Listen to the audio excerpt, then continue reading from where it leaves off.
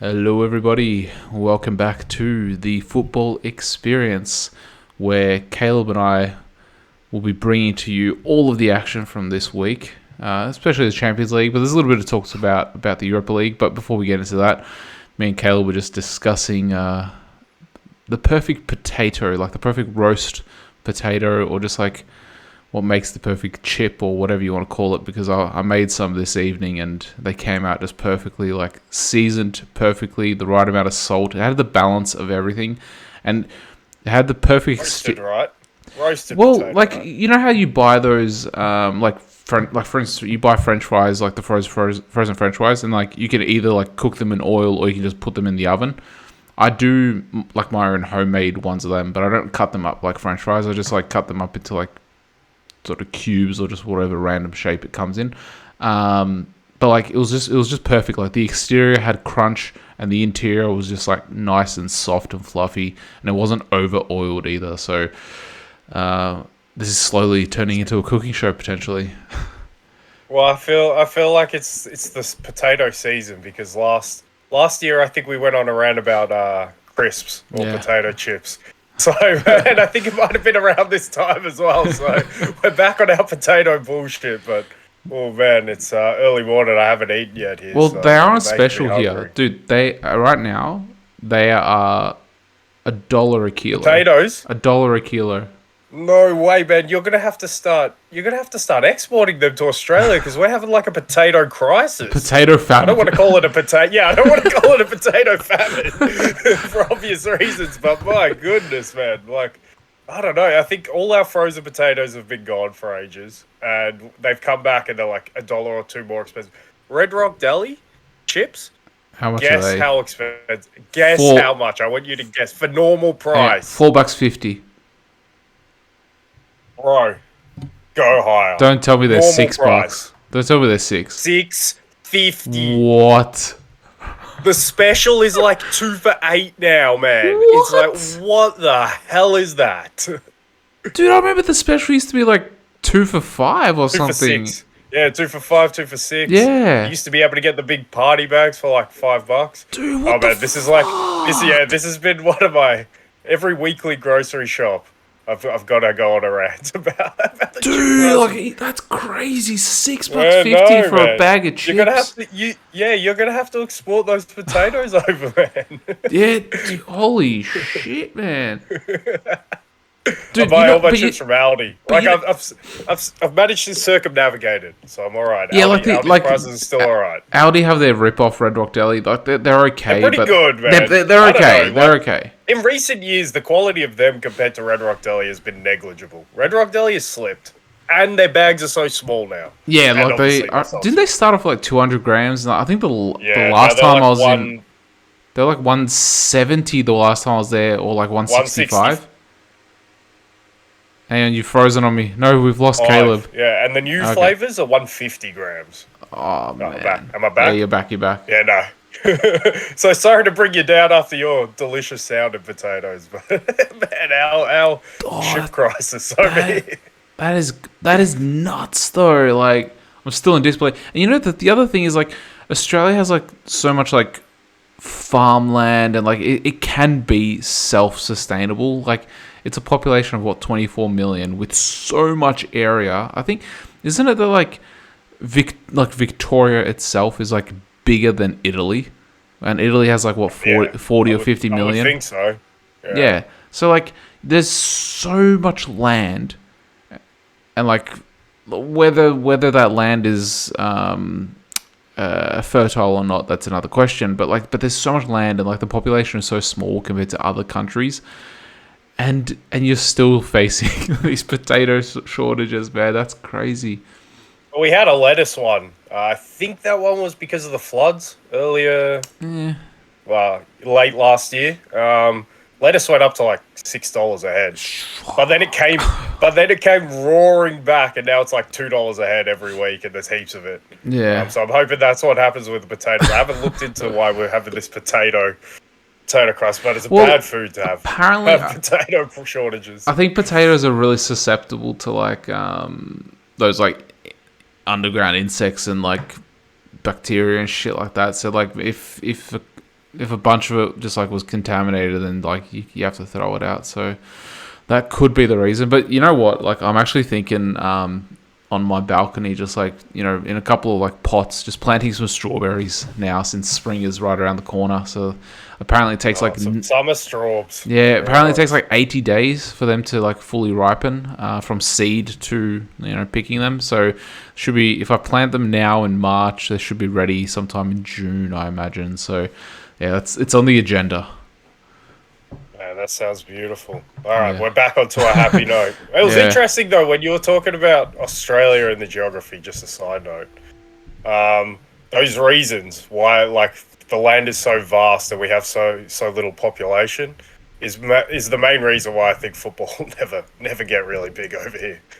So it's just, I don't know, when you think about how sparse we are over the country, Yeah, true. how hard it would be to get a second division over that amount of Well, land. apparently they're planning it. You don't have a great passion for the sport, and you got such a small population. But did you see So that it's just, do you see the A League is actually planning a second division? Like yeah, they put out like I've seen little bits of that. I haven't gone into depth. they put out some like notice of interest for like clubs that are interested into like basically put their hand up and say, yeah, I'd be interested. And like 16 or 18 clubs said that they would definitely sign up for a B League, I suppose you'd call it. Man, bring it on! Bring on relegation and promotion. Like I'm all for that. Yeah, I agree. But the problem, my hesitancy is like, we don't even care about the A League in the first place. So like, are we gonna care about inferior second division? It's just, I don't know. I'll always pinpoint it back to, they never should have scrapped the NSL. It had actual history. It had actual proper clubs in it. It's just like, why have you gone for this ethnic cleansing of the game? The ethnicity of the game in Australia is the only thing that was sustaining it, and then you wanted to take it out. It's like, that's madness for me. Crazy. Yeah, like a lot of people don't agree with it. Maybe in hindsight, it was definitely the wrong thing to do. And then like, haven't they made it as well that like Sydney's going to get the next like 3 or 4 finals, even if Sydney don't have a team in the final, because like the A League basically sold the final rights. I don't want to give an excuse to it, the behaviour, which I'm sure you saw in the Melbourne Derby. Late last year was it, when the goalkeeper got hit with bin when the fans invaded the pitch? But that was straight after that decision was made, so they sort of used that to justify it. Obviously, there's no justification. It was financial, yeah, though, there because was a lot of opposition to the grand finals going to Sydney. Yeah, well, let's hope they sort their shit out. But like, the other thing, like, you know, what's actually amazing and sort of got my right now popped into my head is like Oh man, you're breaking up on me. I haven't got any of you. I was gonna say like, what's going on with the ends? Oh no, Caleb. All on my end. You're frozen on me. I can't see. There you are. Are you back? Am I back? Yeah, you're back. All right, I'm back. All right, you can't go wrong with Dodo. Yeah, you're back. No, but the thing that just popped into my head is like, how interesting is it that like you basically had like an English settlement in America, English settlement in Australia, and both of them had their own breakaway sort of sports, like NFL in America and then AFL in Australia. And had they not have had their breakaway sports then and just stuck with football, maybe they would be, especially for America, since they have like 360 million population, not 24. Maybe they could have been a powerhouse. That's so fascinating, and I don't know if you wanted to pinpoint something on a loose history lesson, but maybe it's more a human behavior lesson.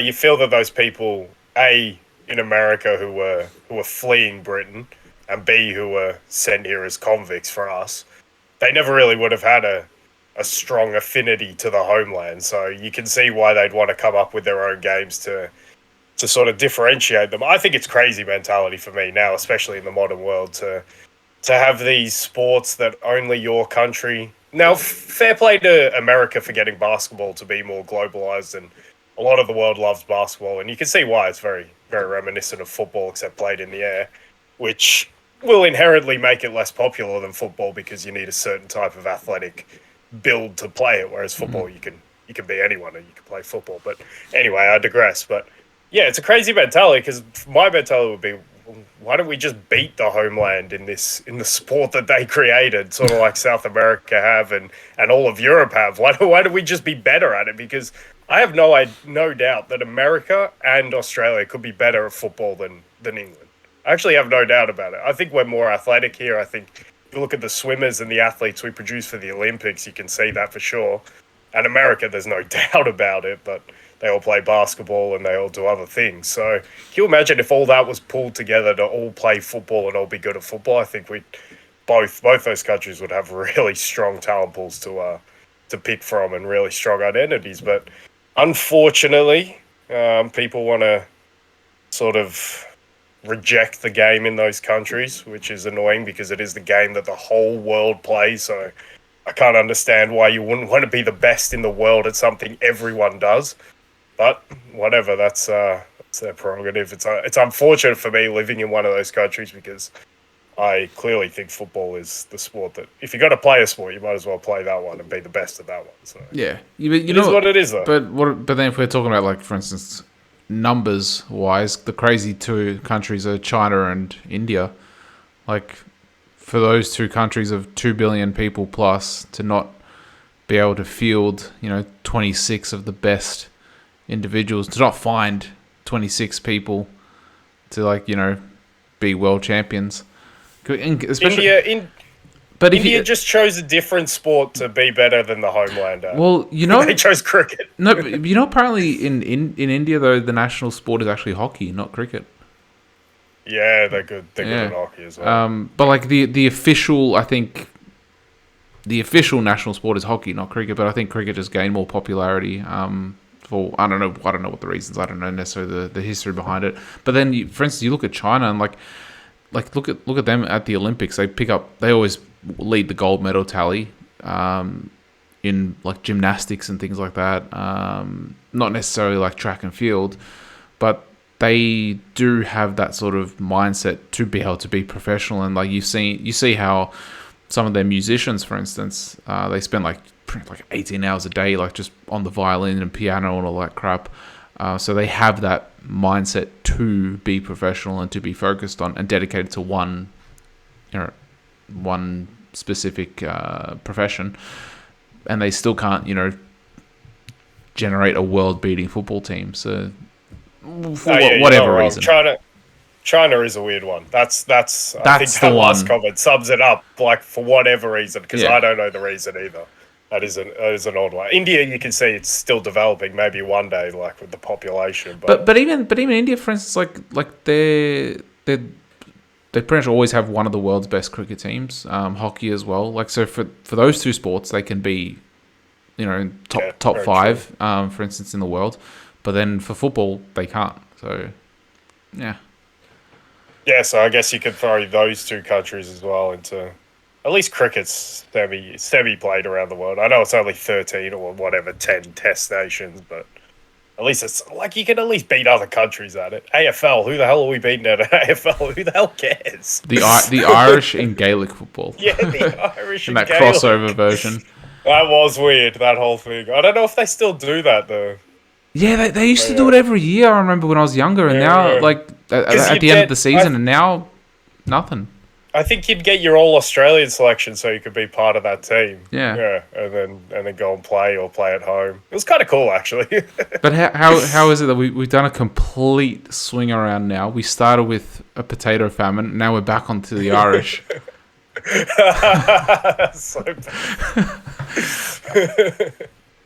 All right. Well, on that note, though, let's actually get into some football. Champions League. The results pretty much went the way. There wasn't really any upsets, right? I guess the only upsets or shocks were maybe, for instance, the Man City scoreline. It wasn't an upset, but it was a shock. Nothing else really went necessarily like against the narrative or against what we expected. So I don't know wherever you want to start. Everything kind of played out exactly how it was meant to play out, except City scored maybe 3 more goals than they should have, but were expected maybe. You know what though? the first 20, 25 minutes that I was watching that game, I was like, holy shit, this ref is getting so many decisions wrong. And, like, for instance, the penalty decision, I don't think that was a clear and obvious handball. And, like, from one of the angles that they showed, it looked like it just went, like, it didn't change direction at all. It might have, like, touched his, like, sort of, like, just that. It didn't touch his arm at all. So, like, I don't know how they didn't show the ref that angle. They only showed him, I think, the left-sided angle facing towards the goal. So they showed that angle, but they didn't show the one from behind the goal, which shows it even more clearly. And then there was that incident with Edison where he rushed out and absolutely cleaned up the Red Bull. I don't know which attacker it was, but he absolutely cleaned him up. And it's like it was Lima running through from the midfield. And it's like, and if I could hang on, but like if it's like, hang on, not only is it not a foul for Red Bull, but it's not even a yellow. Like, let alone I don't think it was a red because I think. A red. But it should have been like, how is it not at least a foul for Red Bull? Like, after watching some of those decisions, I was a bit confused by that one in real time. But after watching that back, Edison did get the ball. Now I'm not saying that does it. He got a little touch on the ball and it deflected sort of that way. But I'd still stay in the camp, and that's a free kick and a yellow for how reckless it is. He didn't make proper contact with the ball. He got lucky with it, and it definitely wasn't a red though. And look, I hate these discussions about nitty-gritty refereeing decisions, and this might seem like a childish way of solving it for me, but if none of the Manchester City players ever complain, if not one of them complains, then don't go to VAR. No one cares. It's just part of the game what's happened there. Like, if no one complains, no one's going to care. So just get on with the game and make your original decision. There's absolutely no need to stop the game, go to VAR, and then come up with a decision that many people believe is wrong. What's the point? Like, wasn't VAR there so we'll get every decision right? Well, if you're going to do that, just get them right, but people still believe that they're wrong. So, I don't know what we're talking about here. But you know what else? I'm exasperated by VAR, man. But you know what else? Like, and this sort of goes into my logical thinking is, a Man City player actually got an advantage from that ball striking the arm, even though it didn't, because it fell to a Man City player, like straight afterwards. Like, so it went from head to arm to Man City player.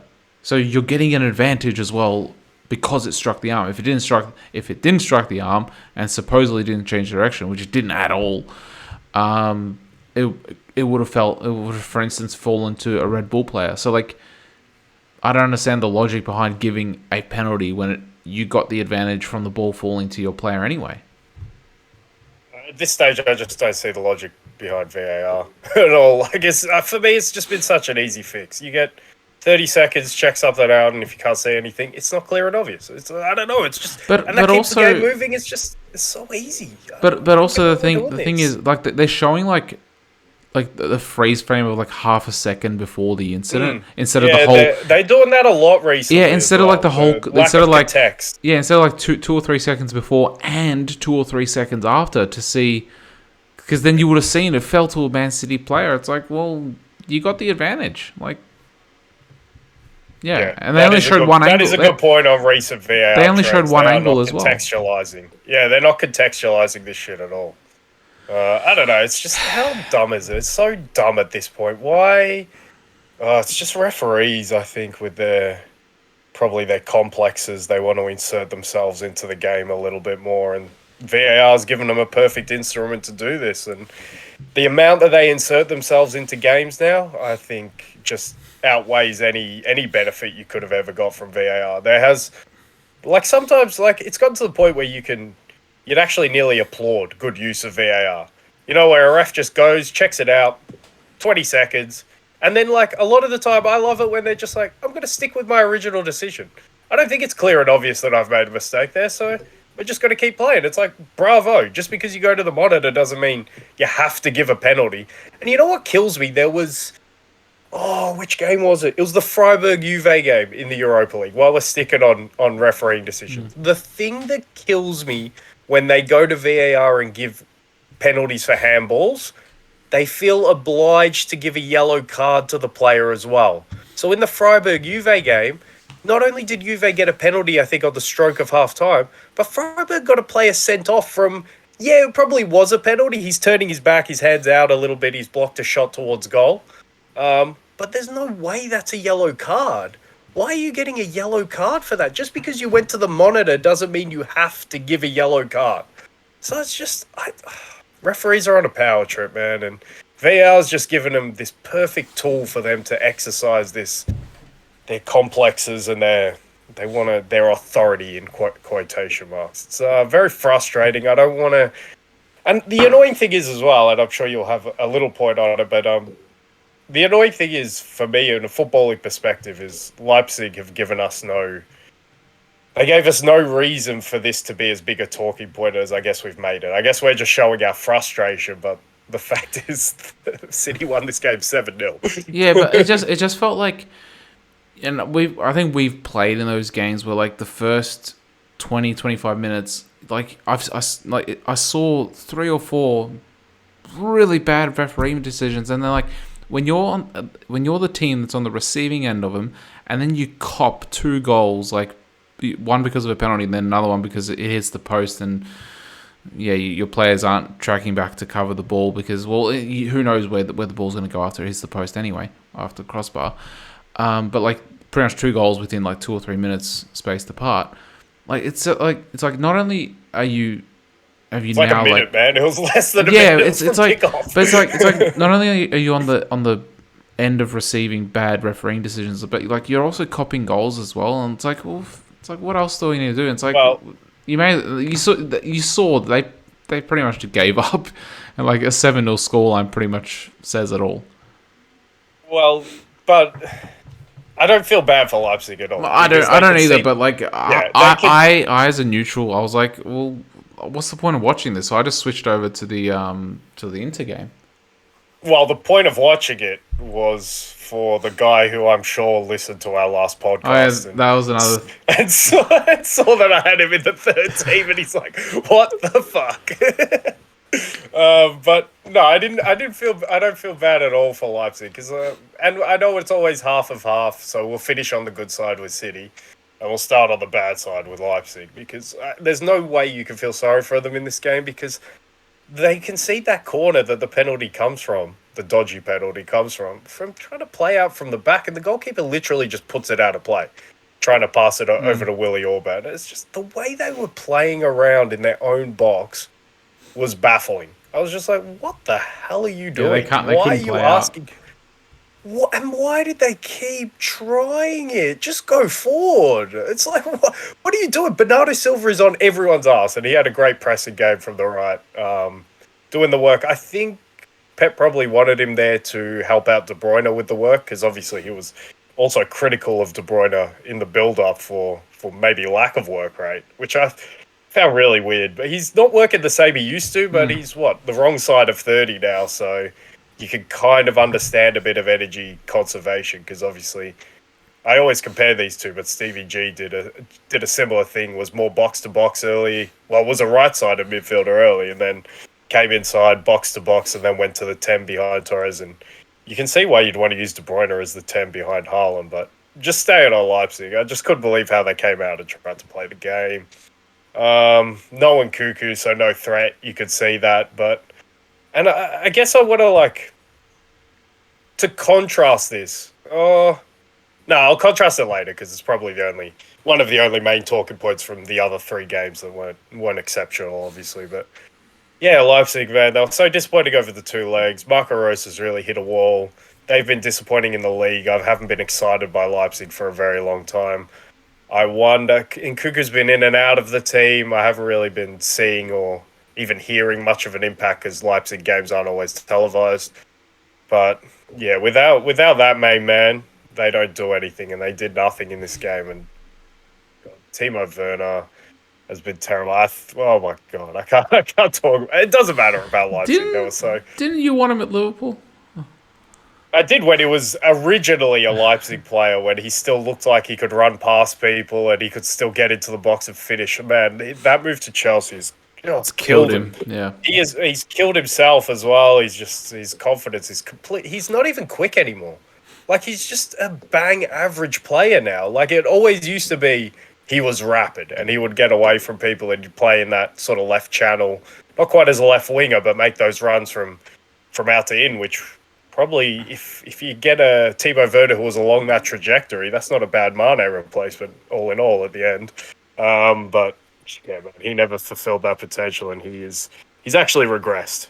And it's kind of sad to see because he looked like he would be a very good player in the early days, but I don't know, another Bundesliga player falls by the wayside, I guess, and goes back. But yeah, man, and Guardiola's got to get himself out of there as well. And obviously, I think Leipzig have worrying times ahead. This is probably one of the last times we'll talk about, and they should finish top four. It depends if players like, you'd think Guardiola wants to move, so his head's already been turned, and Cuckoo, he's already moving, and Konrad Laimer, and if you look at that Leipzig team, and Leimer's obviously already going to Bayern, and if you look at that Leipzig team, you'd say that they're the three most important players for that team. So if they're all already like either moving or want to move in the summer, how hard are they got to push? I know they're professionals, and I know, but there's always an added couple of percent when you're really fighting for the club, and maybe that disappears. And Marco Rose doesn't have a great track record of keeping it together after what I saw at Dortmund last season. So he came in, had a good impact at the start, as he should, because I thought this squad was one of the more talented in Germany. But yeah, this Champions League performance was embarrassing, really poor, and really showed the lack of quality in Germany at the moment, it must be said. And they did that across both competitions as well. I feel for Union Berlin, but obviously they lose 3-0 in their second leg. And they get dumped out, and I think it's only... And Freiburg got knocked out. They were a bit unlucky, as we spoke about. So I think it's only Bayern across those two competitions left in Europe for Germany. So, and I think rightly so. I don't think they could have any complaints, because I think the Bundesliga is sorely lacking quality. And they need to rectify that, I think. Yeah, maybe... I don't know. I don't think the Bundesliga... That's the thing with the Bundesliga. I don't think it was ever really... For a long time, it hasn't really been a league where you're going to have multiple teams dominate. Like, for instance, like what you get with England, what you, I guess, had with Italy back when it was like AC, Juventus, Inter. Well, to be fair to Germany's had a more, I guess, dominant phase more recently than Italy. Yeah, but it's only Italy has the luster. It's only really been on the back of Bayern. Like, I know you had that Bayern Dortmund final, but it was Bayern Dortmund, and they both made a Champions League final in 2013. That was a fantastic era for German football. I know it's only those two, but you can't really ask for more than that. Spain, yeah, but Spain only really has Real Madrid and Barca, and then Atletico joined the party for a bit, which was great for them. But when is the last time that Dortmund actually made it past the quarters? Or any German team besides Bayern. Yeah. No, so besides Bayern, like you can't really put your hat on the rest of the league and say that it's been a dominant European performance by Germany. It's been a dominant European performance by Bayern because they won 2 in the last 5 years, 6 years. They won 1 under Flick, and then before that it was what's it called? Heinkes, yeah, when they won that treble. So you're probably going back 8 years then, aren't you? But you get my point, though. Yeah, that's 10 years now. 10 years. But even so, two in the last 10 years, and Bayern is pretty much consistently making the semis generally as well. But it's pretty much always Bayern though. Yeah, but I don't know. England always has this way of making it feel like England's done better in Europe than it has over that time. But it's probably because they get multiple teams in there. Like you always have like I guess you had Tottenham, you had City make a final and a semi. They're always making the semis generally. Like you're always having like two teams making the semis generally. So that's why there's no doubt the Premier League's more competitive and But the Bundesliga, I even think as recently as maybe 4 or 5 years ago, the Bundesliga was still good when Lucien Favre was at Dortmund, and I thought they had a good squad and they were playing some good stuff. You look at the competition for Bayern and you look at Bayern themselves. Yeah, I think we've said it all, and I think the performances in Europe say it all. But alas, Bayern are still there. They we'll talk about their tie coming up, Yeah, which will be fun. We'll get into that shortly. Against the team who were handed Leipzig this pasting, who I guess it's only fair that we sort of turn our attention to them. Yeah, but let's wrap up the other games. It was obviously your team. Well, we got to talk about City. We didn't even talk about City at all in this whole, winning 7-0. Well, the only thing talk about one guy, don't we? Well, the only thing you can really say is, I guess he sent some express humble pie to Australia for you to, for you to eat. I hope it was potato pie. But yeah, like once he bagged his hat trick, I was like, yeah, like it's isn't it like poetic that Caleb put him in the third today, like on the day that it happened, Caleb put him in his third team, and he's banged in a hat trick, and then he ends up banging in 5 goals, and equaling Messi's record. Yeah, against another German team, I think in that 2013 season, I think against Leverkusen.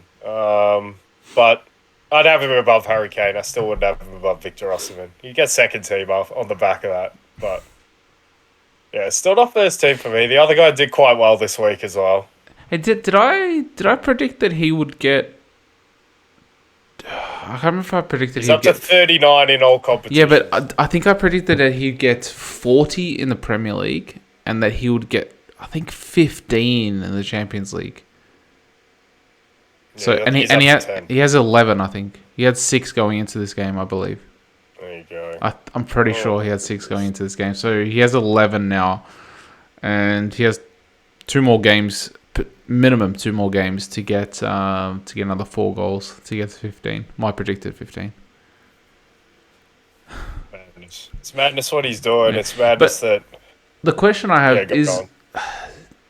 Do you think City are back? Because the way that they pressed, it reminded me of the way that City played. But Leipzig were horrid in trying to play it out from the back. There was so little to analyse from this game because there's such a small sample size of it where it was actually competitive. But yeah, I thought your point, even though you can take the point with a grain of salt, in terms of City's press, but that was the first thing I noticed. City's press looked like it did last season. It was just a 4-4-2 block. It had Bernardo Silva somewhere where he could influence the game, but Kevin De Bruyne behind Erling Haaland, which is fearsome, frightening. The second goal for Haaland was the pick of the bunch, I think, which says it all for how easy the goals were as well. But the way he leapt for that rebound off the fierce De Bruyne shot, and after scoring the second, you know that the game is beyond Leipzig. They're going to let go of the rope, but it's all done. So for importance and for aesthetic, that was the best goal. But yeah, it was the press from City for me. It wasn't the possessional play. You know, I don't like them playing with... Man, the commentator said something in this game which really, really annoyed me. But every commentator sort of says it, but it's just like, oh, John Stones, he could be a midfielder, you know? And it's just like, no, he couldn't. Not for Manchester City. Come on, that's just such a throwaway line. It's just so easy to go to. It's like, all right, yeah. So I'm a club like Manchester City and I want John Stones to be one of my central midfielders. Seriously, come on, guys, get a grip. Like, Manchester City can have their pick of players all over the world and they're going to choose, yeah, I want John Stones in the centre of my midfield. Please. I just hate watching them play with the ball. They're so slow. They're so sluggish. We'll compare and contrast them to Napoli and Arsenal. I know Arsenal had a bit of a rough morning yesterday morning, but yeah, it's sluggish with the ball. But the press, at least there's positive sides there. And you know what's positive about the press working, and why I say you can take it with a pinch of salt is because Leipzig decided to play the ball in their own box and invite the press anyway. So let's see if City can do that with a team who actually want to be incisive through the lines, which there's no doubt Bayern don't really want to keep the ball, but Bayern suffer from a lot of problems City have. So we'll discuss that, I guess, when we do a mini narrative preview. But yeah, I think the press at least looked better, but Much like Liverpool beating Manchester United 7-0 at Anfield, doesn't mean they're back. It means one team were extremely poor, one team were quite good and had players in very good form on the night. But for me, for the bigger picture, the only positive I could take from a City perspective is the press looks good. But Pep's got to sort out this possessional play. The possessional play is so sluggish, so boring. They're tedious to watch, Manchester City. And it feels like their games only go this way. It's either 90 minutes of tedious where they'll win 1-0, which is credit to their defence because they're solid, or they might slip up and draw or lose, or they'll just smash a team like 4-5-0 and the game will be done in 30 minutes. So I don't know. There's not much. I can't wait to watch City play in a real game, and I'm quite sure a few of them are coming up soon. Yeah, that's sort of how I felt. Like, I felt that it was more like, especially after the City scored like 3 goals, I was like, I don't need to watch more of this. I know, like, No, you didn't. this is over. Like, so it wasn't necessarily. I can't say there was necessarily City coming out and smashing them. I'd say it was more just like Leipzig being really poor. But I don't know. Maybe this. Well, it maybe, was Haaland coming out and smashing them. yeah, but this could also give them some confidence going, like, and be that sort of booster. And maybe the way that Pep's been talking, like, for instance, about De Bruyne, be that kick up the backside for them. I find that staggering though, because that guy did not need to kick up the backside. He was still the second most important reason why you're where you are this season. Yeah, but he's been poor you didn't have since him the and World Haaland. Cup's been back. Since he's been back from the World Cup, I reckon he's been out of sorts. His overall play isn't what it once was, but he's a moments player, and his moments are still when he produced like the Manchester derby. I know they lose it at Old Trafford, but he still comes up with the assist. And like in this game, he comes up with the shot that is unofficially an assist for the most important goal of the night. So I don't know. He's not running the show, but his moments are still right up there with anyone's moments in Europe. His delivery is so on point, and he's making those runs into the channel, picking his moments. I still think maybe it's just like he's one that I'm not going to judge harshly. I guess the running joke now is I judge City, or we judge City so harshly. Because when you contextualize, we're still negative on them after they've just won 7-0, but they're into the quarterfinals of the Champions League. They're challenging for the title. They're still in the FA Cup, so I don't know what we're talking. Like, City fans have every right to ask, "What are you guys talking about?" But I guess we judge him so harshly. De Bruyne, I'm judging him on his new standard. I think his post 30, his post World Cup as well. Like, it's kind of like, I know that you're not going to be the player you once were, so I'm going to judge you as the player that you still can be. And it's not like Messi levels or Mbappe levels of not running. He's still working like enough to get by. He's not just standing still. But yeah, he's not running every phase of the game like the previous peak Kevin De Bruyne, because this might be a new peak for him. Yeah. I still had him first team, and I still think he's exceptional. But fair enough, if you get this reaction and he motors on, then Pep's a genius once again. Yeah, I think it's more the reason why we're harsh on City is because, on the eye at least, we've seen the way they play has fallen off to what it was last year, the year before, and so on and so forth. And that's probably why we're more harsh on them. Not because we're used to them being better than what they are. But even when they're not better, they're still getting results. Yeah, and I will say there's got to be something that goes into that, and the thing that I'm pointing to at the moment is probably their defense. And I know I don't like who the personnel he chooses in terms of when they try to play with the ball, but you've still got to acknowledge you have 4 pretty good defenders, and the 4 like defenders in your back 4 with Stones, Akanji, Diaz, who I think is, like I said, in him making second team for me on the last pod. I just think him coming back into the team gives me so much more confidence in that defense. And you look at it, and we give so much praise to the Arsenal defense this season, and rightly so. City's defensive record in the league is exactly as good as Arsenal. So if there's one thing I can point to that they're doing well, it is that side of the game. But yeah, to the eye test point, what we normally associate with City is that possessional play, and it's not fluid. It's claggy. Edison is making mistakes. You know, the defenders, you're asking Ake and Akanji to deliver too many balls forward, which for me is a recipe for disaster because they're not really that great on the ball. I mean, Ake played a few good balls into the channel in this game. And thankfully, City actually have a player who was looking for Haaland early in the game as well. But yeah, the possessional play. But if I can point to one thing they do well, it's the off the ball, it's against the ball work, out of possession, even the containing shape behind the ball. So yeah, but yeah, we grade City harshly, and we'll both think that they're going to need to be better in their next round because we've seen who they got. It's definitely going to be a tougher test. But now moving on, your boys in red.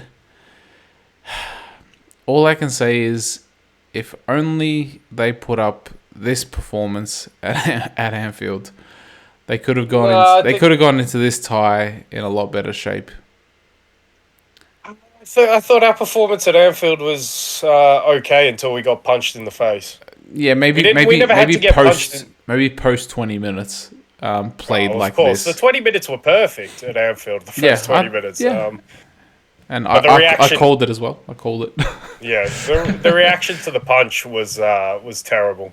We just went down like a ton of bricks. We just sunk. And yeah, that's what did us in. And this game had very little intrigue on it for me. People wanted to try and build it up. Liverpool with their miraculous comebacks, but you got to think the Bernabeu is miraculous in its own sense. And I didn't think anything was going to happen at that stadium away to Real Madrid. And nothing did happen. We put up... it was a decent performance. Losing only 1-0 away at the Bernabeu is not bad. It wasn't a great performance by any means necessary. I thought Real Madrid probably edged the game on the balance. We had our threat. We played it. But it lacked intensity. You could feel it from the crowd. They knew they were in. You could feel it from Liverpool. They knew they were out. Maybe if Darwin does better with that early chance off the sloppy bit of Real Madrid play, then maybe getting that early goal and then you can ease your way in. And if you can score either side of half-time, then you have a completely different game on your hands for the end. But you guys actually had a couple of chances as well in the first half. We counter-attacked all right until a point, but then we couldn't ever get something solid out of it. Jota has that somewhat fresh airy from a high ball from Salah that maybe should have been played better. Darwin has that shot edge of the box. Gakpo has that header he probably should have done better with. But I thought Real Madrid had the better chances. You look at Alisson's saves in the first half to know that. Yeah, I thought 1-0 was a fair result on the night. 6-2 is maybe a little bit harsh on Liverpool, but for their reaction to what happened with the 2 Vinny goals at Anfield, they got what they deserved in that second half. And yeah, you can't play that way in the first leg at Anfield and expect to go through. But this just continues the jinx as well on Klopp that he can't play the Madrid teams because every time he's been knocked out of the Champions League, it's been at the hands of a Madrid team. No. His whole not with Dortmund at least. No, not with Dortmund, but at Liverpool. Yeah. And even the Europa League final, if you want to factor that in, that's another Spanish team. So the Spanish teams and the Madrid teams have the wood on him. You can't really count that because that wasn't his squad. But yeah, the Atleti one in 2020 was bitterly disappointed just before COVID because that was the season. Obviously, we went on won the league with 99 points, and yeah, our performance in that round of 16 tie was poor. Although we were the better team, Atleti did their sort of thing, and they got away with it. Real Madrid, obviously, the pandemic year, we were just a shambles. And then Real Madrid ever since have just had the wood on us. So, yeah, we if we're in this competition again anytime soon, we pray we don't see any Madrid-based clubs in the knockout stage. You know what, though? I reckon now I think you guys have 12 games because you're a game behind in the Premier League. I think now you guys can be fully focused because you're out of all other competitions. We should have been fully focused. The message after the United game, obviously, but the message even before the Real Madrid game, this second leg, should have been Bournemouth is a way more important game than Real Madrid's second leg. We're already out of that competition. There's no point hiding it. Everyone knows it. Real Madrid have had the wood on us. Everyone at Liverpool knows it. It's fuck, we're done this season. Obviously there was optimism going into that tie, but the way that Anfield pans out, it's We don't stand a chance. So after the first leg, you should have been putting all your eggs into the Premier League basket anyway. So if there was even any sense of trying to reserve anything at Bournemouth for this game, then that's a huge error on players and coaching staff part. And that's an error that could cost us because if we'd won that game at Bournemouth, who knows? There's a bit of momentum rolling. Obviously, we'll probably get knocked out of the Champions League, but maybe we even win the game at the Bernabeu and we keep on rolling into the Premier League, and all of a sudden we're somewhat back. Because remember, United was the culmination of 5 clean sheets in a row, and 13 points out of 15. So it wasn't this sort of one-off thing after had been patchy going into that game. We were actually building something, and then we come crashing back down to Bournemouth. And that is, like I said, that's the result that suggests we're definitely not going to romp our way into the top 4. And the only reason we're going to get top 4 is the deficiencies of others, not our good play. Yeah, but I still think that you guys can make it. Yeah, I do too. I think we can, because I don't believe in Tottenham. I think United are going to get dragged back in, and Newcastle, we've seen their problems recently. So yeah I agree. Yeah, sorry. So, but overall, yeah, I think with this tie, just move the camera. Yeah, with this tie, it was pretty much dead and buried. You could see, like you said, unless you guys got a goal within the first 15 minutes and then tried to work your way into the tie, then it was always going to be that sort of low energy, low intensity sort of game. And like you even saw Vinny, like it sort of seemed like he was taking the piss at times, trying to dribble past 2 or 3 players and do some tricks and stuff like that, because he knew that the tie was over. You didn't see him behaving that way in the first leg. He also knew who was defending him. That too, but the thing is, it had this little bit of air of arrogance this time around. Maybe because it was also at home in front of his own crowd. Yeah. But in front of at Anfield, it just felt like it was direct, efficient. Business. Yeah, business. Yeah, exactly. He put the mask on. He was evil Vinny for the night. It's like, no, I've come to do the job. I haven't come to entertain you. Yeah, and he did entertain us anyway. He did. he still did. Yeah, but yeah, overall,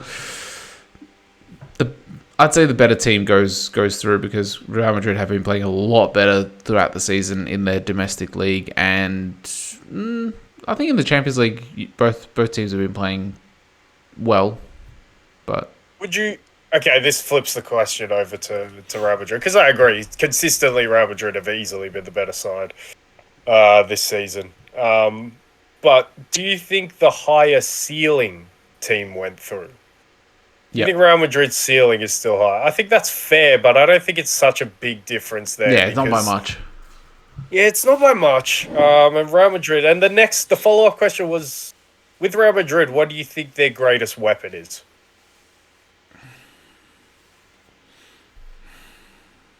It's an interesting question. I think you can come from it in a lot of ways, because the first one comes to mind would be, for instance, Vinny. It's like, oh well, he's at a, like he has that speed, he has that trickery, he can always be an outlet on that left wing. But then you also have Benzema up front, Modric and Kroos in the midfield.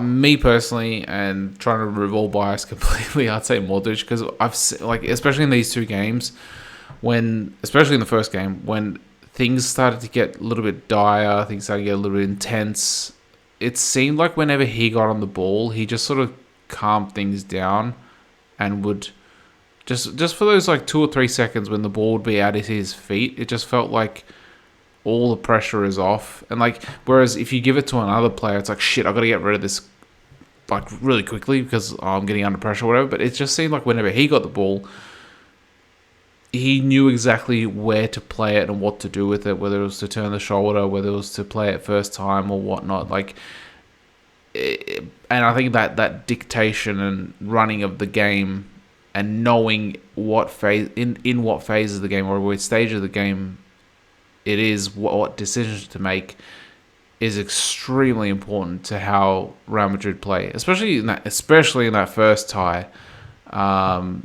when you guys were absolutely like buzzing them for the first 15, 20 minutes.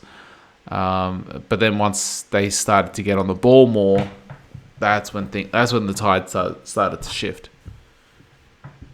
Yeah, so that's interesting. In your response, because I was thinking of it more on a team basis, but you answered the question by going into the individuals, which was kind of perfect as well. Because when you mentioned Vinny, and I think in terms of weapon, I think Vinny is the best weapon. Or I don't know, it's hard to say because Benzema. I wouldn't classify Modric as a weapon, but I agree He's a with different you type on of his weapon. importance. On his importance, he's so multifunctional. He can be a weapon, as we saw him breaking through midfield at Anfield. But I agree, his most important thing is his stabilising force, especially if you're going into games with Camavinga as your holder as well. Yeah, this will sort of be off topic, but it won't. But with all, hopefully these aren't trigger words for us to get censored or whatever. Hopefully they aren't. But with the whole war in Ukraine or whatnot, I've been watching a lot of the sort of news reports and things like that, and they have good military analysts explaining all the weapons and whatnot, and they always like last week or 2 weeks ago, they were explaining regarding jets and stuff like that. And the thing is, with jets, you need really good support equipment. You need basically those big 747s in that are basically they're sort of radio centers up in the air, and then they basically just they're fleet commands where they basically talk to the other jets and coordinate them. So I think the best way to explain it would be Vinny's like a jet, and then Modric and Kroos are the command center, that are just telling everyone what to do and where to go and things like that. So that's probably an analogy of.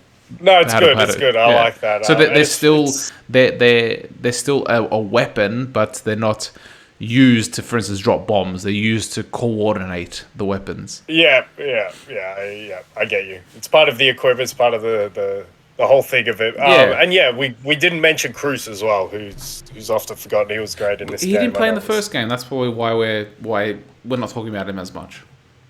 Yeah. But I agree. That's the big three. And Vinny's the one who you obviously think of first. But Benzema has sort of been pushed to the back of our minds as much as he can be, as much as the reigning Ballon d'Or winner can be, because he's been injured this season, but he's still in double figures in the league. And if he stays fit, I don't think it'll be long that he's pushed to the back of our mind. He might be Real's best attacking player once again. The Modric point is good. But in doing it in individuals, and I asked this question because I can't quite figure it out either in terms of what Real Madrid's, maybe not strategy, because we know that they're a bit of a reactive team and they react to what the game. Maybe that is their greatest weapon, that they're the greatest reactors to situations and to opponents in games that we have in Europe. I think Napoli will give them a good run for their money in terms of that, especially this season, obviously, but Real Madrid have the proven pedigree to do that, with the world-class players to do that as well. So, but it's funny because a lot of the talk pre-game over here was about how strong they are in the counter-attack. And I guess that's Vinny. That's what we're describing in Vinny. And they are strong in the counter-attack. Now, what I'll say on the back of that is, as I always say, the first thing you need for a good counter-attack is a really solid defense. I'm sort of questioning my own judgment on that a little bit, because with Real Madrid, what makes them quite prolific in the counter-attack for me is the fact that they encourage the opposition to get numbers forward, because I think they always look a little bit vulnerable at the back. I think Rudiger and Alaba, if he's fit, obviously it wasn't for this game, it was Militao. Like I keep saying, they're very progressive defenders. They want to be on the front foot. They want to press into midfield. They want to press the spaces. They're a better version of Tomori and Kalulu from Milan. They always want to be on the front foot. They never want to actually be on the side turn and be ready to go back and track a run. They always just want to press into feet, go into midfield. So for me, there's always been a vulnerability. Now, last season, Casemiro clogged any gap that those players would leave perfectly. This season, they don't have him. So I think they're all very good defenders, but they give you an opportunity in their structure to think, hey, we can get at them here.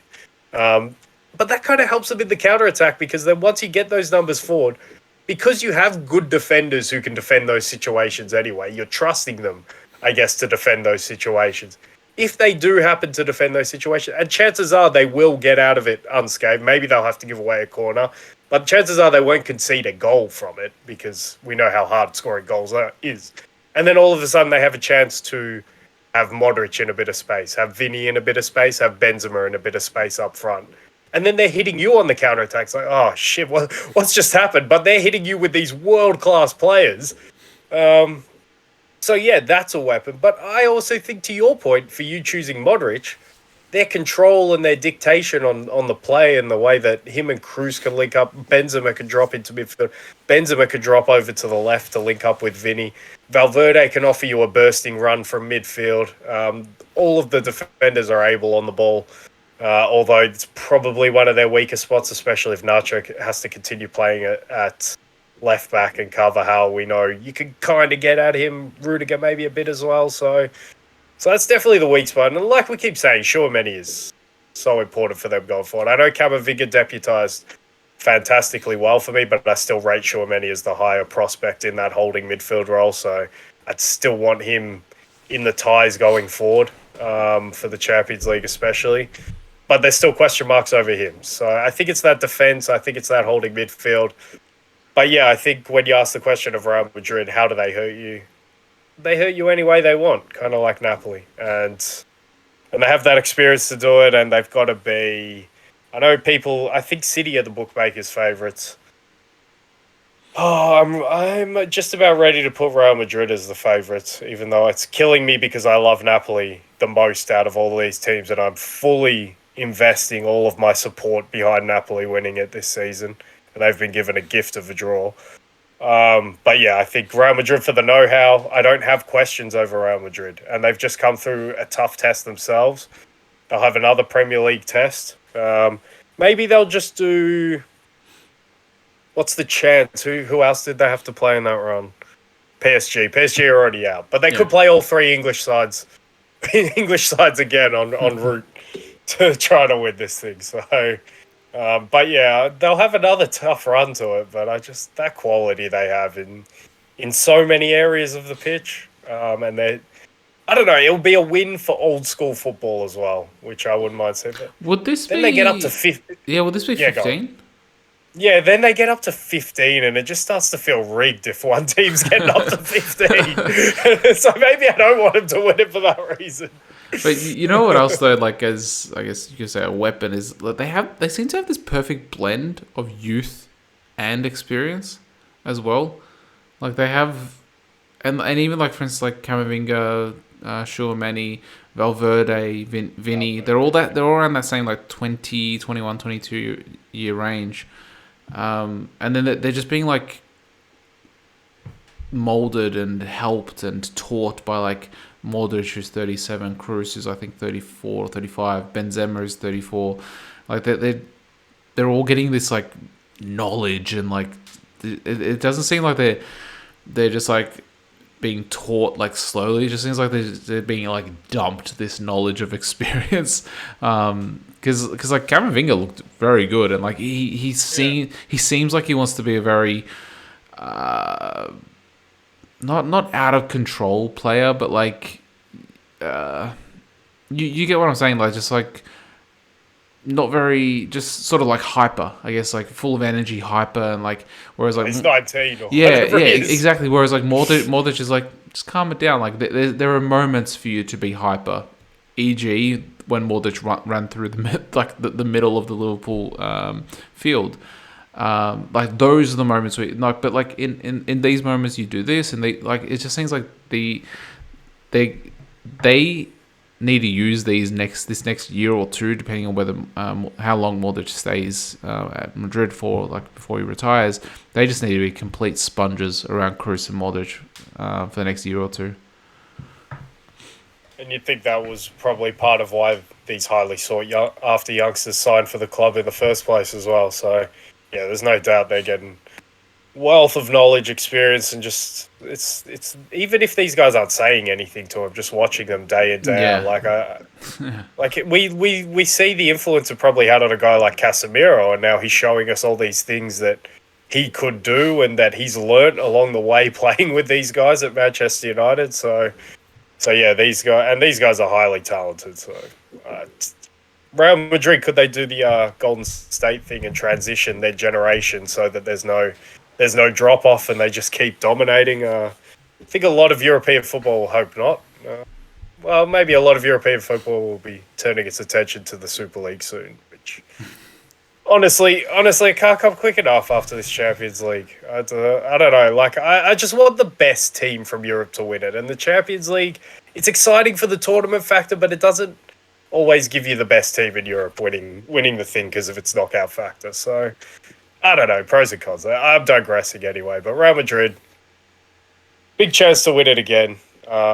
And on your point of age as well, the blend as well, and it coincides with age, but the blend for me, why that's so important is for the footballing aspect, because these young players want to run. And these older players don't want to run for Real Madrid. And what I see so often in Spanish football is teams want to over-control a game. They want every technical player in the middle of the park, but no one is actually going to do the running and try and threaten him behind. But Real Madrid have that balance down pat with Vinny and Valverde making those runs, and Benzema could do it once or twice as well. So yeah, I think the balance point is perfect for the age, but also for the effect that the age has on the football itself. And yeah, shall we go to the other side of the draw? I guess it really is. Yeah, like we can quickly touch on those two games, like because I guess the Inter Porto game wasn't a foregone conclusion, but the Napoli one was, you'd say. So we can. I didn't watch the Napoli. Did you watch stoppage time in Inter Porto? Yeah. Oh my god, madness! It was the only thing noteworthy from the game. I don't know how. Really, but... You know what though? Now that I think back on it, it's sort of that game, at least stoppage time. It sort of feels like what the Arsenal Lisbon game felt like yesterday, where like they had 3, 4, 5 chances, and like then. And like with like just that desperate defending or like great shot stopping for the keeper is what stopped the ball from going in the goal. And then like as a Porto player or as an Arsenal player, you're just thinking like, what the hell do I have to do more to put the ball in the back of the net? It's like that's what it felt like watching it on TV at least. Especially that stoppage time. That was madness. Yeah. But to be fair, Porto, I don't think. I guess they pushed enough in the game, but they never had quality in the final third. Yeah, they never looked like they were going to open up Inter, and that's partly because they had maybe their best creator in Otavio suspended from the first leg, and that's also a function of Inter being so solid in that 5-3-2. They were really solid. They broke quite well at times. I thought on the balance, Inter maybe just deserved to scrape through, but if you told me Porto go through in that tie, I'm not having any complaints because Inter weren't much better than them. I think they just have players with a little bit better quality. I was really impressed with Lautaro's defensive work rate in this game. He is a striker who defends, which I always like to see. But yeah, I think Inter, they'll be happy that they get through to the quarterfinals. That stoppage time was mad. And yeah, they've got an open side of the draw. So I guess they'll fancy their chances. They'll have another Portuguese test. Yeah, they'll have to go to Portugal again. I guess they're used to the test because I don't think Porto and Benfica play that differently. There's little intricacies. I think the front four for Porto is a lot more narrow than the front four for Benfica, but for the most part, it's 4-2-4 come 4-4-2 in the press. So they'd have seen it. It's high intensity stuff. I just think Benfica have more quality in the front areas. So yeah, well, I guess we'll preview that, but I don't really. Just trying to think off the top. Yeah, I don't have anything else to say about the Inter Porto time. Like it wasn't terrible. Oh, actually, one more thing to say. This was a bit of throwback because now obviously we have 3 Italian teams into the last 8, which is great for Italian football. Very happy for that. And the record over the last 16 games of all the Italian teams is they went through without conceding a single goal. Milan, Napoli, and Inter did not concede in this last 16. So that is throwback right there. And this Inter performance looked like a throwback Italian performance of defending really solidly. I thought Acerbi was actually pretty great as the central centre back as well.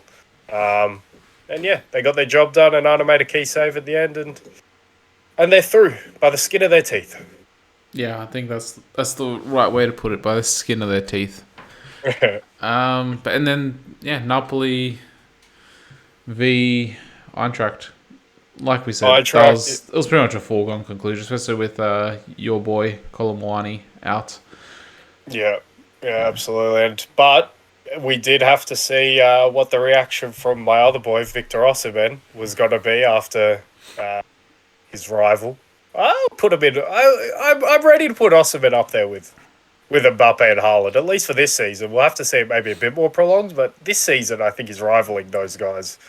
Because he's only 24. Well, I think we always forget this. I think we think that Osimhen's maybe a bit older than those guys. I think he's the same age as Mbappe, maybe a few months older. So he can firmly be put into that category. And yeah, obviously Haaland scores 5, Osimhen scores 2. They get a penalty to go 3-0 up, and he doesn't take it. Zielinski takes it. So I think that goes into the whole Osimhen is so much for the team. If he's not wearing the armband, he's the de facto captain anyway. I think he's the inspirational leader. The leap for the first goal, I didn't think he could do anything with the header because Politano sort of tips that ball up, but somehow he gets the hang time, he gets the leap, and he gets enough power in the neck muscles to get it back across. I know it was a free header, but it was a pretty good header. I didn't think he could get that power from it. So yeah, 2 goals for him. Emphatic performance, I think, again from Napoli. And one thing that I'll say, in comparison to Manchester City, when we'll talk about how they're stodgy on the ball and stuff, the difference, and in comparison to Leipzig, who were terrible at this, Napoli are happy to play out from the back and they're happy to play in their defensive third. But what makes them and Arsenal the best teams at doing it this season? Maybe Arsenal's not the best topic right now. Maybe I can't put... No, I can. But what makes them the best at doing it is that they always have the intention to go forward. We're never just knocking the ball between our defenders for the sake of it. It's always, is there a forward pass? Can I find the forward pass? If I can't find the forward pass, I'm moving this ball over so that I can give it to a teammate who can then find the forward pass. But it's never, we're just keeping the ball here. We're inviting pressure. It's like, what the hell's the point of that? When there's a chance to go forward, go forward. They have great players like Anguissa who could break through the lines. Zielinski breaks through the lines to set up the Kvaratskhelia chance. I don't think it was a goal, but they can beat a man in those areas. Di Lorenzo is fantastic at making those driving runs, those underlapping runs from right back, but he's also very good on the ball. Finds Anguissa making those breaking lines. And Victor Osimhen, who's one of the best hold-up players in Europe. So they've got the weapons to do it, but they always look to do it. They always have intent to do it, which is just so refreshing because I can't stand seeing teams just play the ball around their defenders just for the sake of it. Go forward, man. Just look to play forward passes. I don't know. But yeah, they look so good at it, and that's one of their differentiator factors. On quality of football, I think they have more weapons than Real Madrid, but it is that intangible, which maybe shouldn't factor into it, but it is the intangible. We haven't seen them do it in these high-pressure stakes, but their draw is very favourable, so it could be that their superiority is good enough to get them through to the final, and then the question sort of pops itself. You know what, and this I think we probably can segue now into what the draw is. And you know what? I'm going to start off by saying, because they have AC Milan, and it's an all-Italian affair between the two, I sort of fear for Napoli in that sense, because they're not the favourite. They're coming up against a team that's from their own league, and we've seen it in... Wait, who's not the favourite? Napoli would be the favourite for this tie. AC Milan aren't the favourite. They're playing an underdog, yeah. Yeah, so... And I've seen it in the past with other ties where, you're coming up against a team that's from your own league, it's generally a boring tie, and generally the underdog gets the upper hand as well. And I hope that Napoli can get through, because I want to see them in the final, if not winning it, based on the way they're playing this year. But I don't know. I just have this eerie feeling about it. Yeah, I get your feeling, because when you get a team that you're excited to see and they sort of, as you say, are playing against more of an underdog, they're not the underdog themselves, then those sort of, I don't know, I guess it's sort of a fear of that team getting knocked out at the hands of a team they shouldn't be getting knocked out to. And I always feel that with teams like that as well. And Milan, all right, when we're looking at this game, but the interesting, on the flip side, in terms of the underdog in the grand sense of things, it's definitely Napoli. This is their first ever time in the Champions League quarterfinal. They're playing against European royalty in AC Milan, who are 7 times champions of the competition. But I think everyone senses it. This isn't that Milan side. This isn't a European Cup winning Milan side. This is a Milan side who have probably reached their ceiling. And while I'm fearful of that narrative that you've portrayed, well, I'm fearful of it in the sense that I think Napoli are a better team. But if Milan go through by doing things right and by playing well, I won't begrudge them that, because I think they have some genuine world-class players in their team. And if the result is of them playing to their standards and that's why they get through, then I'm fine with that.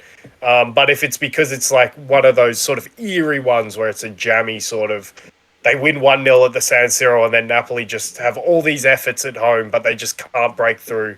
And they're easily, it's kind of like Liverpool against Atletico Madrid just before the pandemic.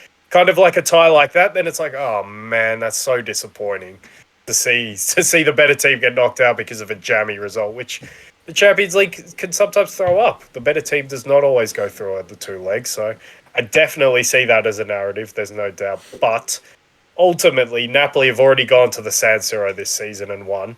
They won without Victor Osimhen on that occasion. That was against a Milan team who were still playing quite well and still thought they were challenging for the title. But I thought they were dismissed, and I think Napoli have that mental advantage over Milan. I think they will think that they can go to the San Siro and win. They'll definitely think that they can win at the Maradona. They'll think that they can win both these games, let alone come through the tie. And Milan aren't quite back, although Mike Mignon will have a big say in them getting closer to being back. They were decent against Tottenham, but that was Tottenham. This is Napoli. This is the best side in Europe on a footballing sense. So, yeah, I'm not unduly concerned about the narrative that you put out. I do just think Napoli are better, and I do think they'll go through barring jammy football results.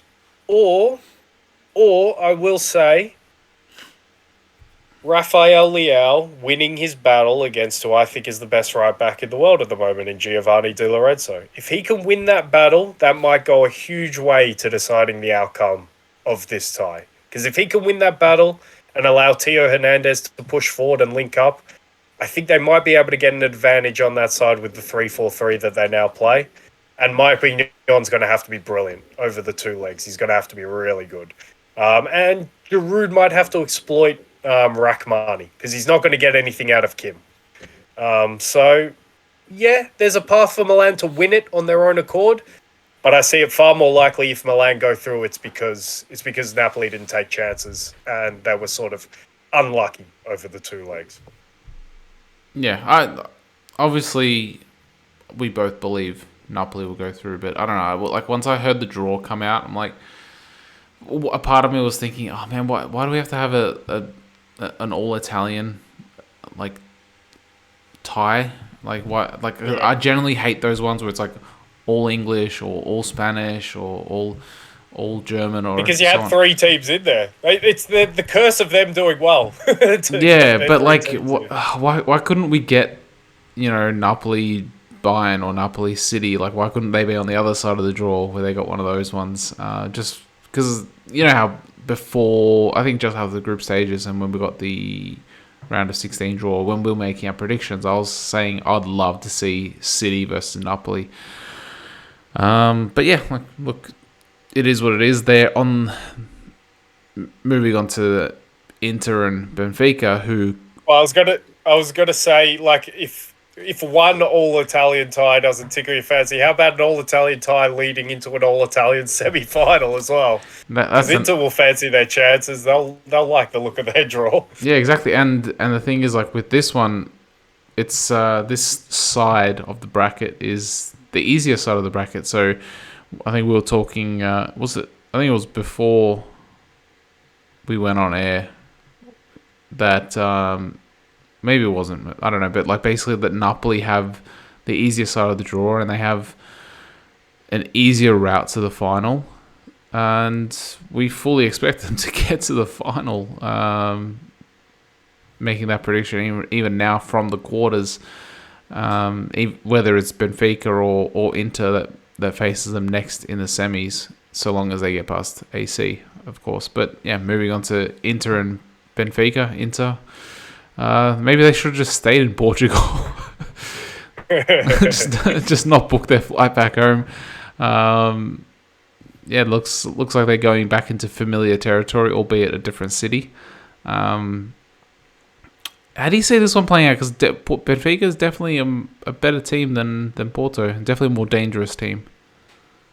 Yeah, I think I dropped most of my information after we were talking about the Inter game.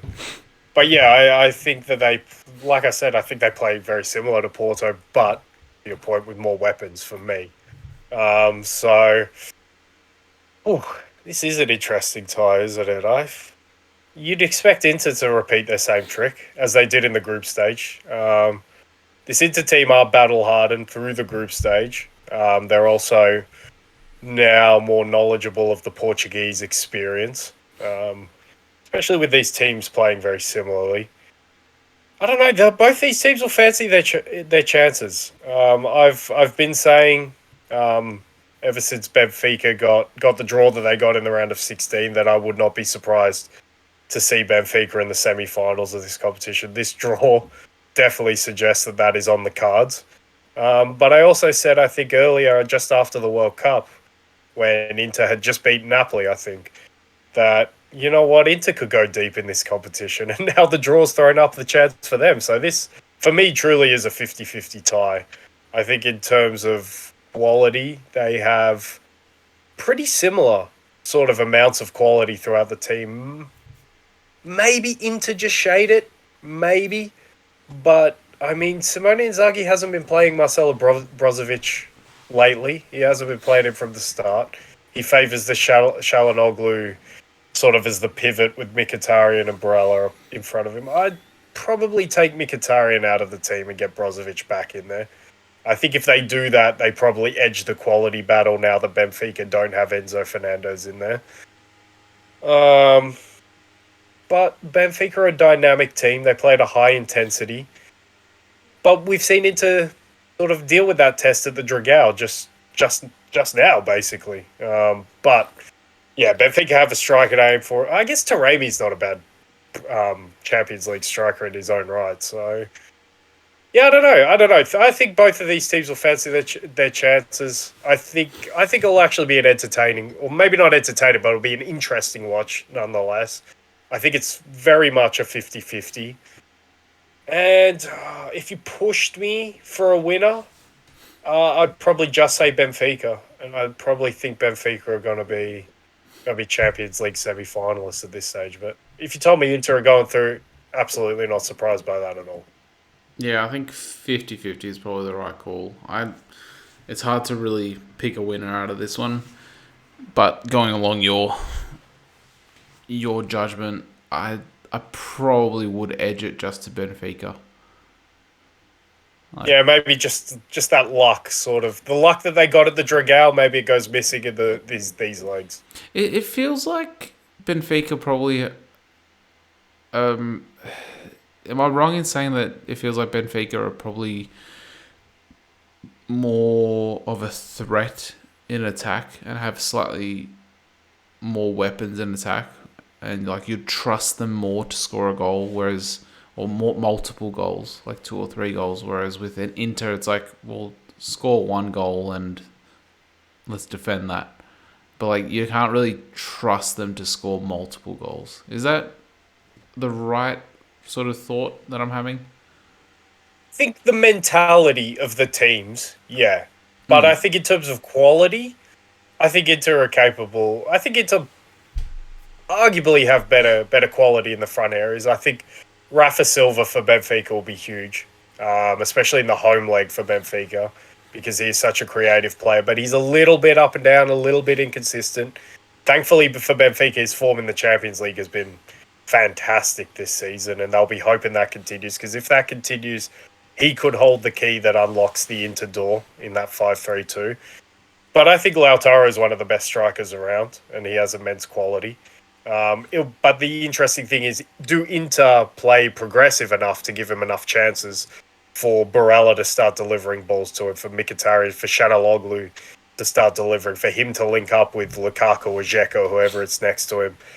Is Lukaku in good enough form to pop up? Because he obviously gets the winner in the round of 16 tie that sends them through. So does he have his moment? Does he have the quality?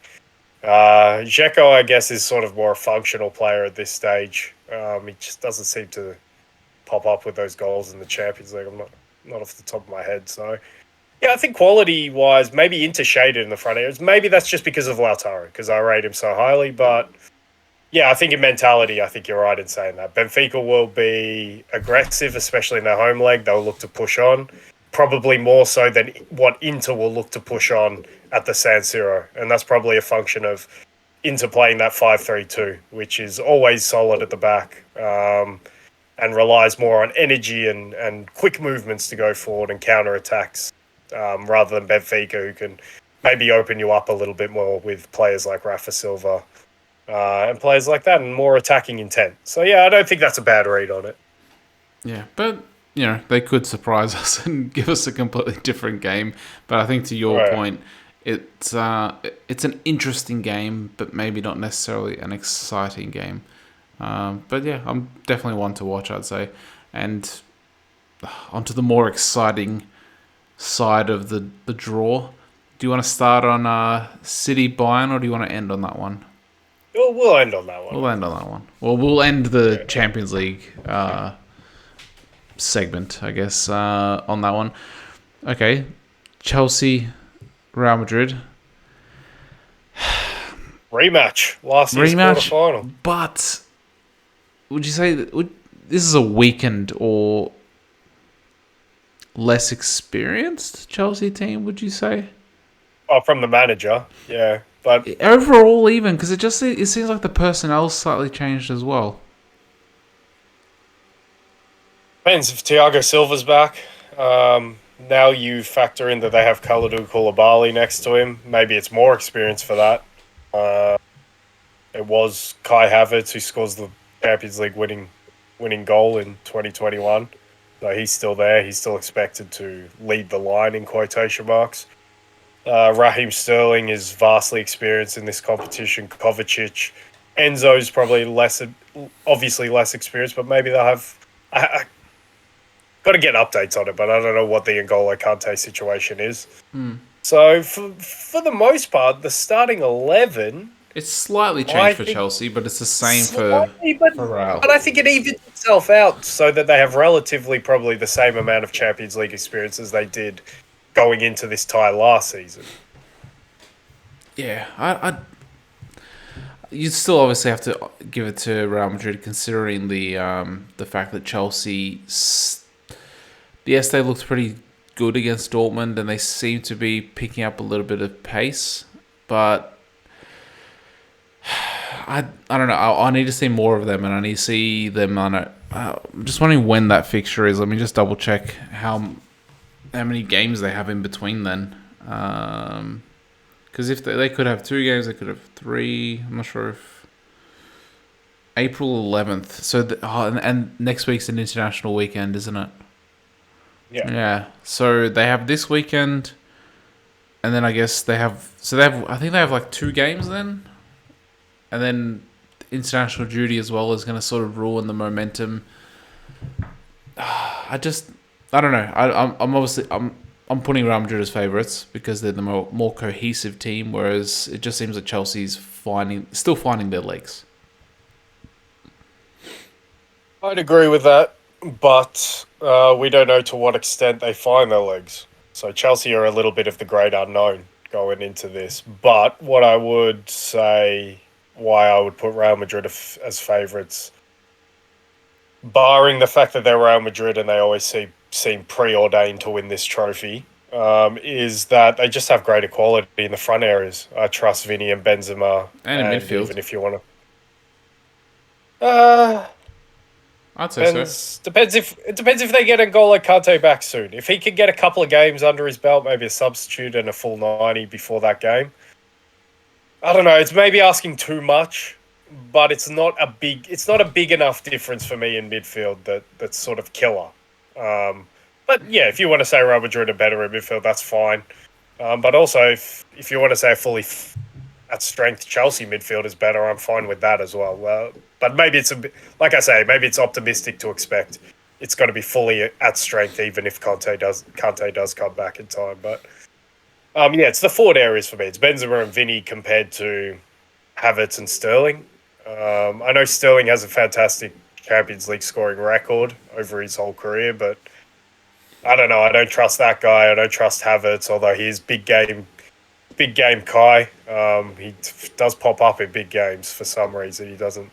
If he could play all the games like that, like he did in that second leg against Dortmund, that'd be fantastic for what Chelsea had to pay for him.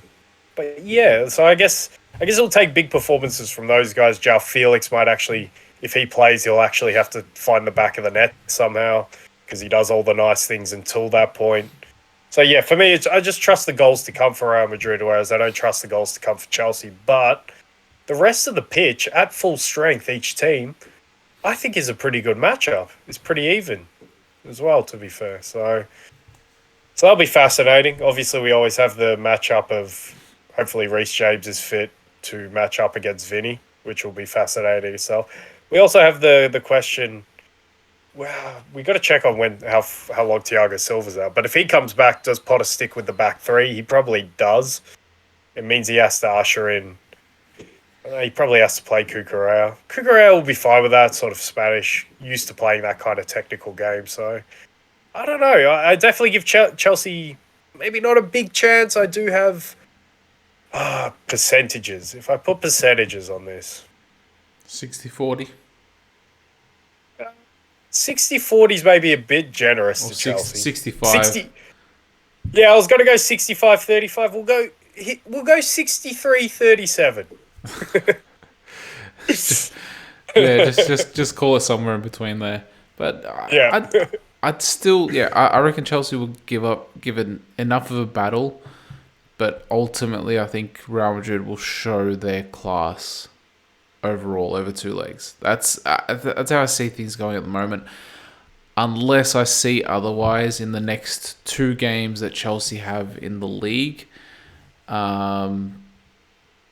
Because it also depends how many players go away on international duty, because Sterling wasn't called up. Havertz most likely is. I'm not sure whether Ukraine is playing any fixtures or not.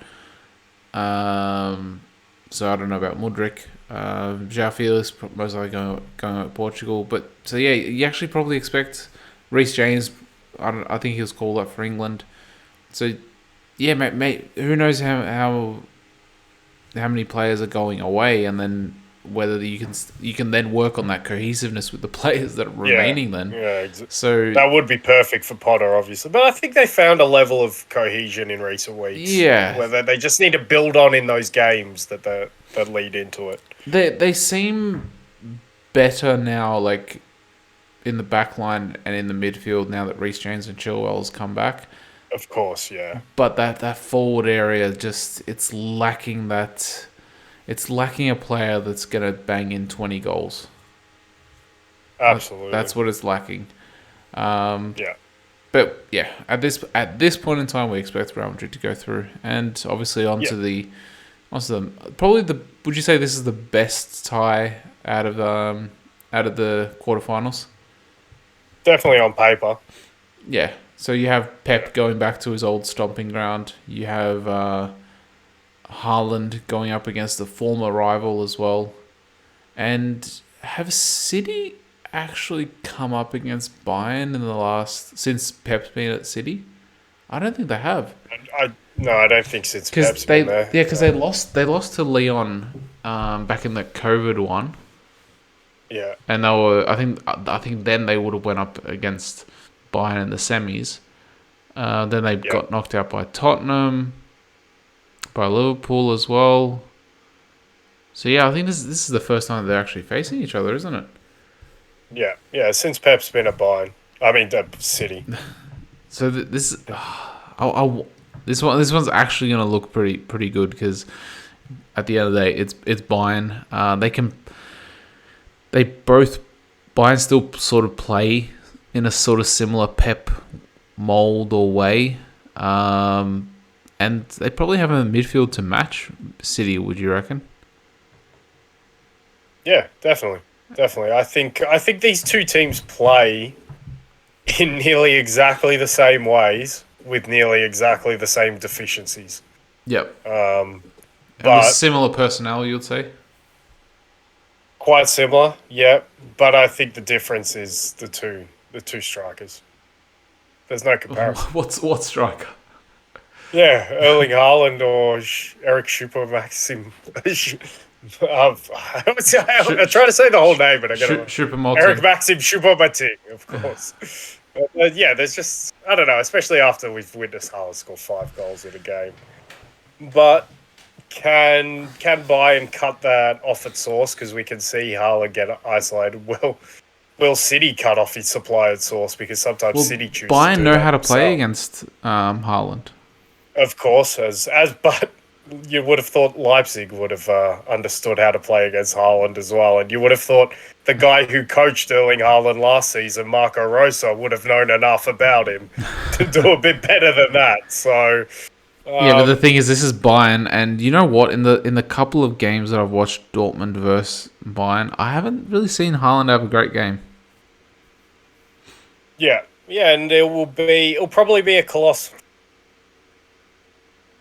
I was going to say it'll be a colossal battle between De Ligt and Haaland, but he doesn't play in the centre. Well, he might. That Bayern back three is so weird. It changes so many positions. But if Haaland pins himself up against Upamecano, who, in recent pods that I've been listening to, I think Julien Laurence, who's obviously French, but he said Upamecano is one of the best centre-backs in Europe.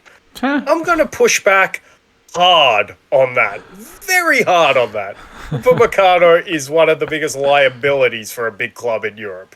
My goodness. He just goes and defends these weird situations. Look, maybe I'm being a bit harsh. He's not that terrible, but he needs a number one next to him, and De Ligt for me hasn't been that guy. I think they have big deficiencies there. So even if I'm pointing out the strikers as a differentiating point between these teams, I'm pointing out Ruben Dias compared to anything that Bayern can offer me as well. I think the goalkeepers is much of a muchness. You can see a mistake from them at any time. The midfield, that'll be about I think it comes down to, for me, it either comes down to the difference in personality, where I think City have the edge, and if we want to throw another one in, I think they have the edge in the manager as well, in Pep versus the maybe not inexperienced but less experienced Nagelsmann. He's had a few goes at the Champions League now. Maybe for the way that he's playing. But yeah, it will either come down to, for City, I think the personnel can win out the day. Probably De Bruyne I'd put over anything creative that Bayern have, even though they do have Jamal Musiala, who's awesome. But again, that's an experience thing. Or for Bayern, the way that I see them winning this is, can they out-intense Manchester City? Can they outrun them? But what doesn't lead me to be confident in that is that they could have done that to PSG and they didn't do it. But the second leg, to be fair, they went in with a 1-0 lead, and I thought Nagelsmann showed restraint and patience and maturity to play the way that they did in the second leg. The first leg is really where I'm pointing to there, and it kind of worried me that PSG had a chance with no Mbappe in that team, with Messi and Neymar leading the line for PSG. They had a chance to really go and sort of put their foot on the throat a bit for that first half, and that first 60 minutes, and they never really did. Now, maybe I'm being ultra critical because they went away to the Parc de France, and obviously you're playing away at a powerhouse of European football, although we can have our quibbles whether we want to put PSG in that bracket anymore because they can't get past the round of 16. But you still were going away to PSG. So maybe I'm being ultra critical there and asking them to do more than maybe was possible. But I think it is possible for them, and I think they're going to need that against City because at this early stage, and I'm sure we'll do more in the build-up when the game gets closer, but at this early stage, their intensity is the only thing that I can see having an advantage over City because everywhere else on the park is fairly even, except for some key areas where I give City the edge. Is there a position on the pitch where you would give Bayern Munich the edge in terms of what they have? Maybe only Alphonso Davies. But Jack Grealish has been pretty good for Manchester City, and they sort of perform the same functions in terms of what they do, especially in possession. Obviously, if Davis gets back into a back four for Bayern rather than Grealish obviously not doing that. But when they play, they're both left wingers. Yeah, it's hard to like now that I'm just like thinking about it, it's hard to really pinpoint any matchups where Bayern gets the upper hand. Like maybe the Davies one is probably the only one because like like you said, De Bruyne versus Musiala. Like I guess with Musiala you have like energy and youth on his side. On De Bruyne you have experience. And then like you have Haaland up front as well, who's compare that to Choupo-Moting. It's really hard to really like it. The rest of the battles seem even because like you have Mane and Sane or Gnabry or Koeman, like they will offer pretty much similar things, if not the same things, that what Mara is going to bring on the other side, or what Grealish is going to bring on the other side, or Foden, or Bernardo Silva if he's going to play on the wing. So they all offer the same similar things, so it's hard to really give an edge to anyone. Yeah, I think it'll be important if both teams play the way that they've been playing in recent week. It'll be important for Davis and Koeman to have really strong games. I think that's where they can out-intense Manchester City. I think that's where they can get their space and they can get their joy. And I think those guys are such physical, such quick players that they can really give Akanji and Ake troubles if they can get them isolated against them and if Pep chooses to go with that back three. So, yeah, there's maybe tactical advantages that Bayern can exploit, but for me, it's intensity. It has to be intensity because I thought when you compared Musiala to De Bruyne, that summed up everything. Whereas City, you'd say, have the player, like the quality advantages, maybe the experience advantages as well. But Bayern have the youthful and the energy and the physical, probably the physical advantages because that's where City have chiefly slipped off this season in terms of intensity and playing that way. But we did see positive signs from City's press against Leipzig, so maybe they'll carry that on. Maybe they'll carry that intensity. Maybe they've been ramping up for this the whole season, and we're going to see the true City in the coming months. So, yeah, but definitely a mouth-watering one in terms of on paper and the tactical matchups we'll see and the player matchups. Yeah, worthy. This one's worthy of a final when you give how open the Champions League. Yeah. So this will be a juicy one. So who do you expect to go through then? Like, did you say City going through? Is it clearly City? Is it 60-40 City? Is it, what do you see, clearly Bayern, like 50-50? In talking it out, and I know I went with Bayern as my pre-season pick to win the Champions League. Obviously, you can't tell who they're going to get drawn along the way. But in talking it out, I would go City 55-45. I just trust their personnel advantages a bit more than I can trust Bayern's ability to outrun them and out-intense them. Yeah, I think that sounds about right. I think I'll probably just give it to City. And I think it's more based on... I think I slightly trust City's defense more than Bayern's, and that's also because But then again, Choupo-Moting might not play. It might be Mane, Sane, and Gnabry up front. That is a good question, yeah. That is a key so question that will be answered. What forward line does Nagelsmann want to go with? If it's those three, then I think that you're getting a very similar forward line to what City offer, and they can ask as many questions of especially Mane, because he knows how to play against those players at the back. He'll have to do it soon though, Nagelsmann, if he wants to go that way, because that's a completely different sort of way of playing to Choupo-Moting. I think Mane played on the weekend as the number 9, didn't he? On the weekend, who'd they play? They won 5-3. I think I saw him down the middle when I saw the lineups. Maybe, I can't even remember. Last weekend was forgettable. Just quietly though, and I guess we'll touch on it. I don't know if you had anything more to say about this tie, but and the Europa League, I guess we might touch on. I think this could be sort of saved for another time. But I just want to double check it. But the first leg and second leg, it's I think it's the 11th, is it? Let me just double check that. So it's the 11th of April. Second leg is on the 19th. And if I'm not mistaken, guess what fixture City have between then? Liverpool. Nope.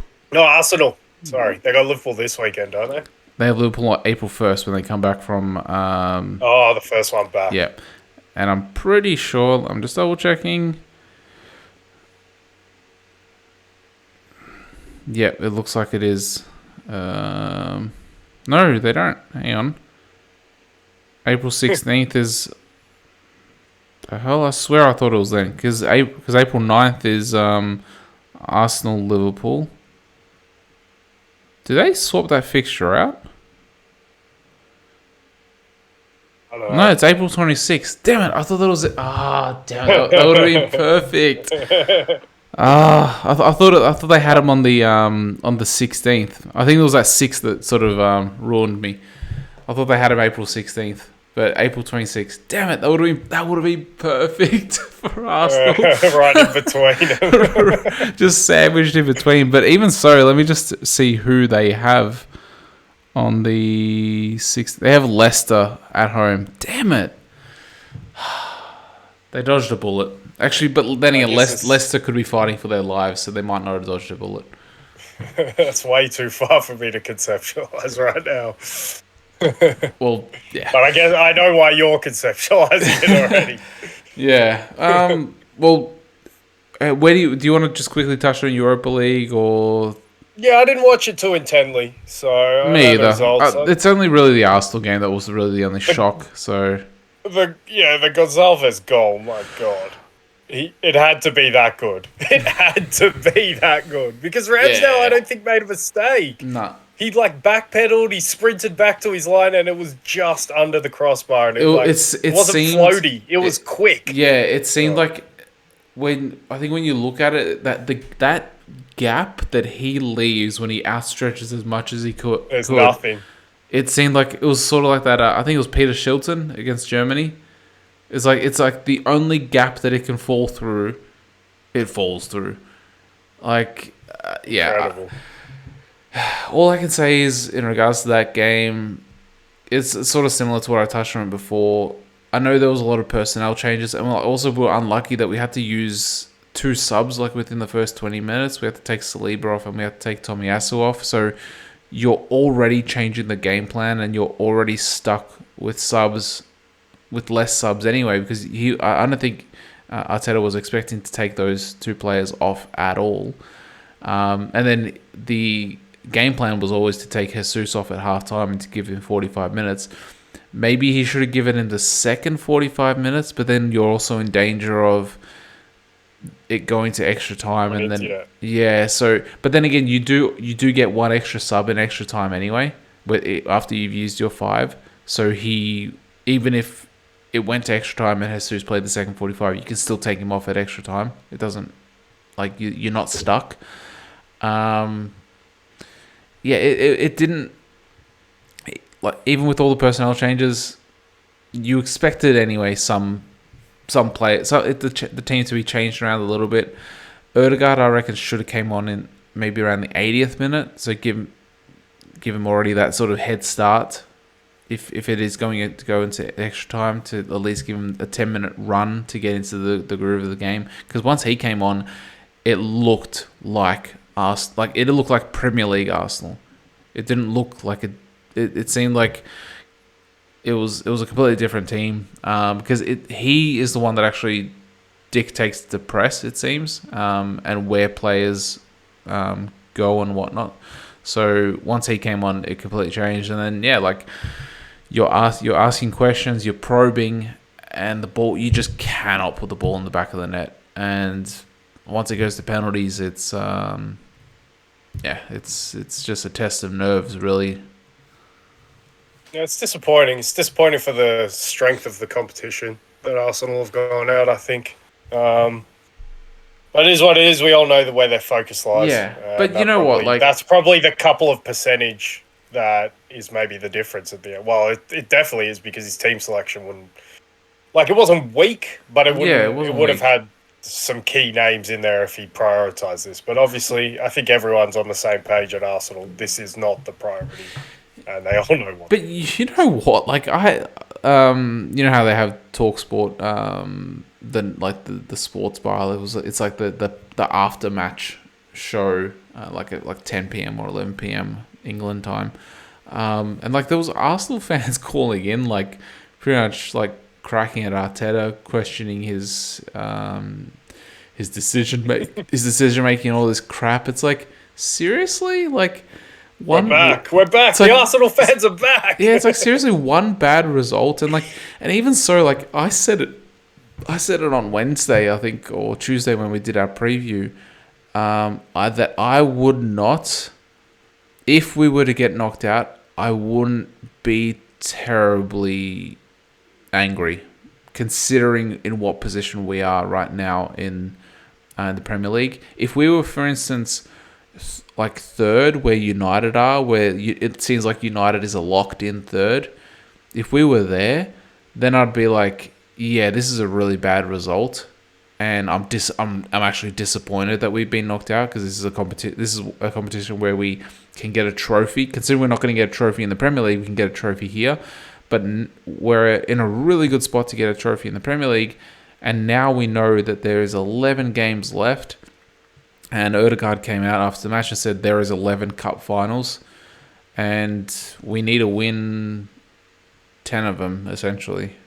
That's pretty much it. Yeah, and now you can fully focus on doing that. Yeah, exactly. Yeah, I think most Arsenal fans share your sentiment. I think there's just a few obviously disgruntled, highly charged, emotional after the game. Obviously, it's not nice to be knocked out of Europe, especially in a tie you would have expected to win, even fielding a bit of a weaker team. I honestly reckon those two injuries really screwed up the game plan, and screwed up the following substitutions throughout the game. Yeah, I think that's fair. But yeah, there wasn't many juicy ties made out of the Europa League quarterfinals. Not really. I think we could have some really juicy semi-finals, though, if all the favourites sort of get through. If you think Roma maybe beating Feyenoord, Juve getting through their tie, and then Man United and Sevilla. You can't write Sevilla off, even though they're terrible this season. But you still can't write them off. And Leverkusen are a decent side, and they've got a favourable draw, although. Union Saint-Gilloise did well to beat Union Berlin. So, I don't know. The Europa League throws up funny results like we saw with Arsenal. But hopefully the strong side stay in it, because I wouldn't mind strong semi-finals. And especially Juve. I do want Juve to stay in it because the stakes are so high for Juve, whereas I look at they're high for, I guess, Sevilla. Maybe Sevilla will be playing in the Segunda, playing in the Champions League. So that might be interesting to see. But... yeah, I don't know. Definitely not as juicy as the Champions League ties. But if we're speaking about juicy, we know that we didn't do much of a review from last weekend on the football because the footballing gods deemed that we would not have many juicy fixtures. Well, they've come back, the footballing gods. They've gone away. They've had a little meeting, and they've said, you know what? This week we'll give you some damn juicy fixtures all across Europe. And I guess there's only one place to start. The juiciest fixture, maybe in world football. We have El Clasico, which is vitally important if we want to see a title race in Spain. Real Madrid really have to go to the Spotify Camp Nou, and they're Wait, gonna have to win. It's actually called that? Yeah. They're gonna have to win if they want a title race. Do you think? Well, they have to. They're 9 points behind. This will shave it down to 6, but I think we've talked about this. Like, I think we have. We've been building, haven't we? I think Barca only have really Atletico as a true test, and that's Atletico at home. Is this game at Barca? It's at you said it's at Barca. So yeah, like Barca, like even if they lose, like they're still in a pretty commanding position because the points gap is big enough. Yeah, but well, I think a draw. If they draw, I think this title is pretty much locked for Barca. A draw. I feel like draw might be the tactic for Barca going into the game. I guess it'll be interesting to see. I haven't heard anything about Pedri being back. Araujo is obviously still suspended. I don't know. I fancy Real Madrid. Given I know that Barcelona didn't have European football, so they got to have a week in preparation. But you could almost say that Real Madrid used their game against Liverpool as preparation for this as well, just to keep everyone ticking over. It wasn't a highly intense game for them. It was a training session. Maybe not quite, but it was an intense training session. It was a training session. It was Rezzies versus seniors. But yeah, I definitely think the Real have to win this game. They have to put the pressure on somehow. I think Atletico is no given 3 points, even though Barcelona will be at home. Because like I keep saying, I think Atletico are playing just as well as these two teams at the moment. Man, it's going to be a fascinating tie. I don't know how much in-depth... I don't know how much tactical sort of stuff I take from these Spanish teams. It seems like they go into them and they want to try and outplay each other. Ever since the Mourinho days, at least. Mourinho maybe didn't want to do that. But ever since then, it's like we're just like, we're Real Madrid and we're Barcelona, and we're just going to try and outplay one another in that Spanish style of great technique. I know Barca maybe have changed their identity a bit this season and been way more solid. I don't know, maybe the fact that Vinny has a good matchup, or Barcelona have a good matchup for Vinny in terms of Koundé versus him. I mean, his only job is going to be trying to snuff him out. Maybe the fact that Benzema's not the quickest, so maybe Marcos Alonso, if he plays at centre-back, he feels more comfortable, because he definitely wasn't comfortable against Rashford when he played through the middle in that Europa League tie. Maybe Valverde can expose that, but if they play Balde as the wing-back, he should be able to track those runs, so... Look, I think Barcelona's game plan will be to try and... It's hard to say because they're at home, but if Xavi was given a 0-0 draw with an uneventful match, I think he'd snap your hand off for it right now. And I think Barcelona's only way of doing anything in this game is to see out a sort of a 1-0 or a 0-0 draw. Because they're not going to score many goals, that's for sure. I don't see that happening at all. Yeah, like who's getting the service to Lewandowski, and Lewandowski's gone off the boil himself anyway, so it's been Rafinha in recent weeks. Ansu Fati hasn't made a difference. Ferran Torres hasn't made a difference. Gavi's been good as usual, but without Pedri, I don't know where the creativity comes from Barcelona. So yeah, it's going to have to be 1-0 for me. But watch it go and be a 4-3 or something like that, and Barcelona come out on top. Well, let's hope so. Fingers crossed for that. Yeah, I think with the players that you mentioned that are out, like especially Pedri and Araujo, and it's hard seeing the service coming into Lewandowski against that Real Madrid midfield, because without Pedri, I'd say that Would you say it swings more towards Real Madrid favoured? Whereas like maybe with Pedri, it was like slightly Barca favoured? Or even just even? Yeah. Yeah, I would agree with that. It depends what kind of game we get as well. Can Real Madrid hurt Busquets in the middle of the park, or will the game be played at his pace where he can look really good in the game and be his usual good self? So that'll be, and you'd think that it would be the latter, that it would be a slower, more Spanish style game where Busquets can play more comfortably. So it's definitely not a landslide for Real Madrid, but yeah, without Pedri, I would just give it to Real Madrid. Yeah, and I think overall, I can see Real Madrid winning this. Yeah, me too. If I had to predict, I would predict a Real Madrid win. I don't know what score. Maybe 2-1. Yeah, I think that's a pretty fair result. But then Well, like that you might be said, hopeful yeah, because I want a title race. but like you said, Xavi would snap your hand off for a draw. And you know what? Like, if me or you were in that position and we were managing it, I think we'd do the same. We're like, yep, I'm going to go full Mourinho here and take the draw. Yeah, but yeah,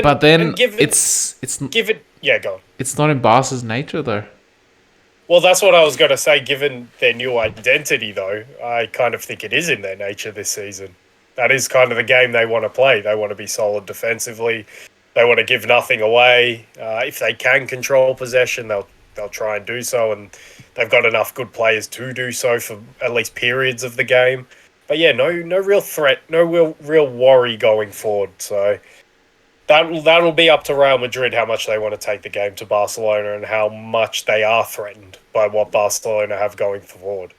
But yeah, I think it's kind of in Barcelona's style. It's not in their traditional style, but this season it's in their style to play that kind of game. So they'll be well versed in it. They're going to need luck as well because they've needed it all season. Maybe this is the game where luck finally goes against them. But yeah, let's not forget Barcelona, when they've come up against really good sides this season, have been very far from convincing. Because what was it, 4-1 at the Bernabeu? 3-1, 4-1? I think it was 3-1. 3-1, okay. They conceded the majority of their goals in one game for a big part of the season. So that as well, yeah, I do actually see Real Madrid winning this. It might be hopeful, like I said, but yeah, talking it out, I do see that. And I guess if we want some other juicy fixtures, we could go to Serie A on the Sunday night as well, because we have two derbies. One that might mean a little bit in terms of Inter versus Juve. Juve is still only 10 points behind. So they'll be maybe trying to muster a challenge, maybe putting all their eggs in the Europa League basket. I don't know. They might be in a weird in-between. I think if they lose this... We said this after Roma, but I think if they lose this game, surely it will be all eggs in the Europa League basket from that point on. But maybe they're just close enough that they think, hey, if a few teams in the top four, and we know because of the other derby, which is the Rome derby, Lazio against Roma, we know at least one, if not two of those top four challenges will drop points.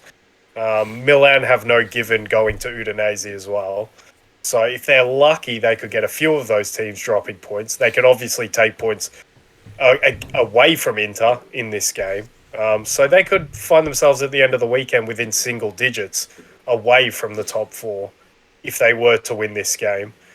So there's incentive there for Juve. What's the incentive for Inter? Well, they're well and truly embroiled in a top four battle because they can't get any consistency whatsoever.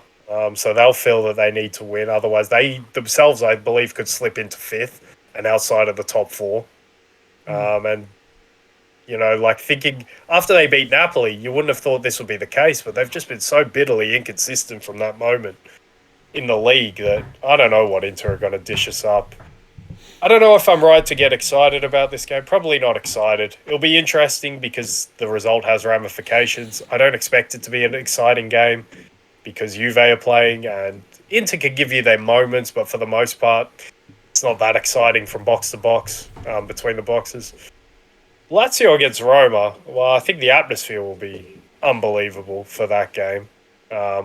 Again, we kind of have a little bit of a turd in the punch bowl in Roma because they're not that much fun to watch. Lazio, for me, are quite fun to watch, but again, their identity is solid. Solid at the back, the second best defense in Serie A. But again, huge ramifications on this game for top four. I don't know. I don't know who's going to win either of these games, but it'll be a juicy night of football in Italy. I know that, and somewhat repay us for last weekend. I don't know if you have any thoughts on that, or if just a quick touch on a few other games. Not really. Like I think it's gonna be an interesting game. I'm just like you. Couple of games. Yeah, true. I did check the table, and like when you were saying that Inter can get dragged into the top four race, because like at first glance, like off Inter on 50 points, then like everyone else is on like 48, 47, and then I'm like, hang on, they're like processed. It's like, oh wait, if Inter lose and the other teams sort of win, like yeah, they can like potentially drop down to like fourth or fifth, and like you know that gap, that small gap that they have with the other teams is now they're even with them, and I don't know. I think it's just a question of who's more motivated to get the win, because Inter, like, they're too far away to mount a title challenge. Do they feel like they're safe enough in top four? Just because they might have that first instinct, like what I had when we're on 50 points, and it's like, oh wait. Afterwards, you realize that everyone else is on 48 points, which is only one win away. Whereas like Juve, they're like, we've been hard done by with the 15-point reduction. We should have already locked top four pretty much. Of course, they can still get that overturned as well. I don't know what the possibility, I don't know what the percentage chance that they will, but they can still get it. So you've also got to think that if you're Inter. Hey, maybe Juve already have one of these spots pretty much as well. Yeah, that's the other thing. So it'll be an interesting game. I don't think it'll be like. I don't think it'll be goals galore. I think it'll be. I believe it'll be less entertaining than the El Clasico. Let's put it that way. But it'll still be entertaining. I wouldn't put my money on that, to be fair, because I've seen a few El Clasicos that have been a little bit drab, a little bit over technical in midfield. It's like, come on, someone make a forward run, someone do something. I don't know. Generally, the ones that I've watched, they've been pretty entertaining affairs. Yeah. But this, I mean, Juve were battled in a 4-2 win last weekend, which was, I don't know, a little bit open for Juve. So I wouldn't lose all hope. But yeah, I agree. Interesting, maybe not exciting. I guess. I failed to mention, I said that Bayern were the only German representative in Europe. That's of course wrong, because Bayer Leverkusen are still in the Europa League, and those two teams meet each other on the weekend. I'm sure that Borussia Dortmund, after dropping points at Schalke last weekend, will be praying that the good Leverkusen could show up. I don't know if they're just saving that for European nights at this stage, but they've been inconsistent in the league, no doubt.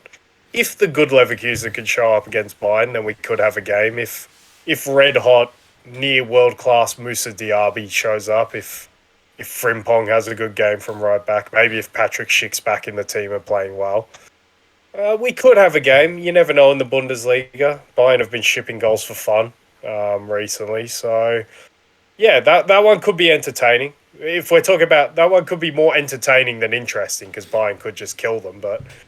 Yeah, the Bundesliga has a habit of throwing up goal fests, so that one might be one to watch. And in France, there's a couple of interesting ones.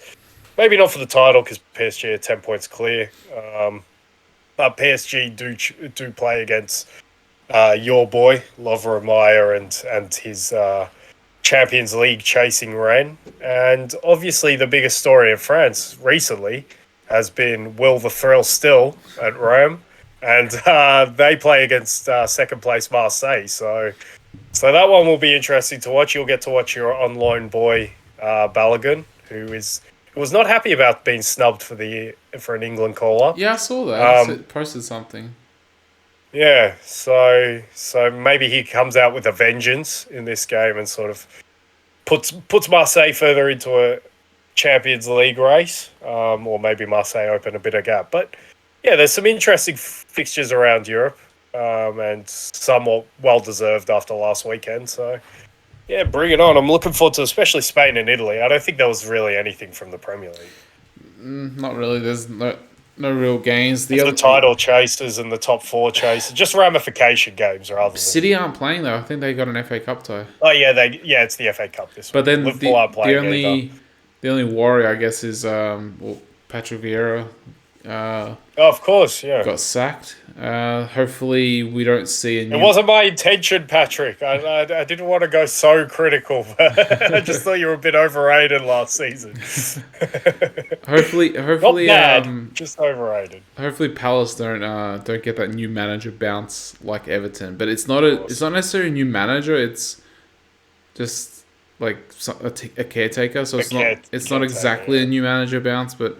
Yeah, hopefully we don't see that sort of performance because that's gonna suck. It's gonna be like, oh man, why couldn't Patrick stay and just help out his former his former team from a managerial perspective? But yeah, it's obviously a must win, and it'll put 11 cup finals. Yeah, it'll actually put a little bit of pressure on City because City were actually scheduled to play on Saturday, but because it's FA Cup. So now when they play that fixture, I'm not sure who it was supposed to be against. Let me double check. 8-point gap would be nice. It would be lovely. They were supposed to play against West Ham at home. Yeah, if it was West Ham of last season, I would be like, okay, maybe they can take some points, but it's West Ham of this season, so I don't know. Maybe Conference League chase of West Ham. Yeah, I don't know. That's why Moisey's still in the job. Maybe they can make it prove an upset considering they're fighting for their lives. Maybe it's possible. Whenever it happens, fingers crossed. But anyway, yeah, that's pretty much a wrap from. I guess around the leagues of what's to come this weekend. Yeah, and if we could, so if you haven't listened to the teams of the season so far, maybe go back and have a listen to that. You don't have to do it in chronological order, but some good debate in the comments. So if you have disagreements, I know teams of the seasons obviously create sort of different opinions. So I don't know. I enjoy that. So if you have comments, leave them in there. Try and get back to you. But yeah, it's fun. Good engagement. Yeah, like obviously it's all about personal opinion, I suppose, and exactly. Every mine and your team of the season weren't the same, and Harlan definitely had his thoughts on your team, on your first team of the season. But you know what, Caleb, it's been a pleasure. Unfortunately, you won't be enjoying this weekend's El Clasico with a bag of chips in your lap because of the the potato shortage that you're suffering. But for everyone else that can afford potato chips, enjoy this weekend of football fixtures. Enjoy our pod. Make sure you like, subscribe, and all that good stuff. And Caleb, any closing remarks? No, you said it all. Fantastic. For everyone, thanks for coming, and bye for now.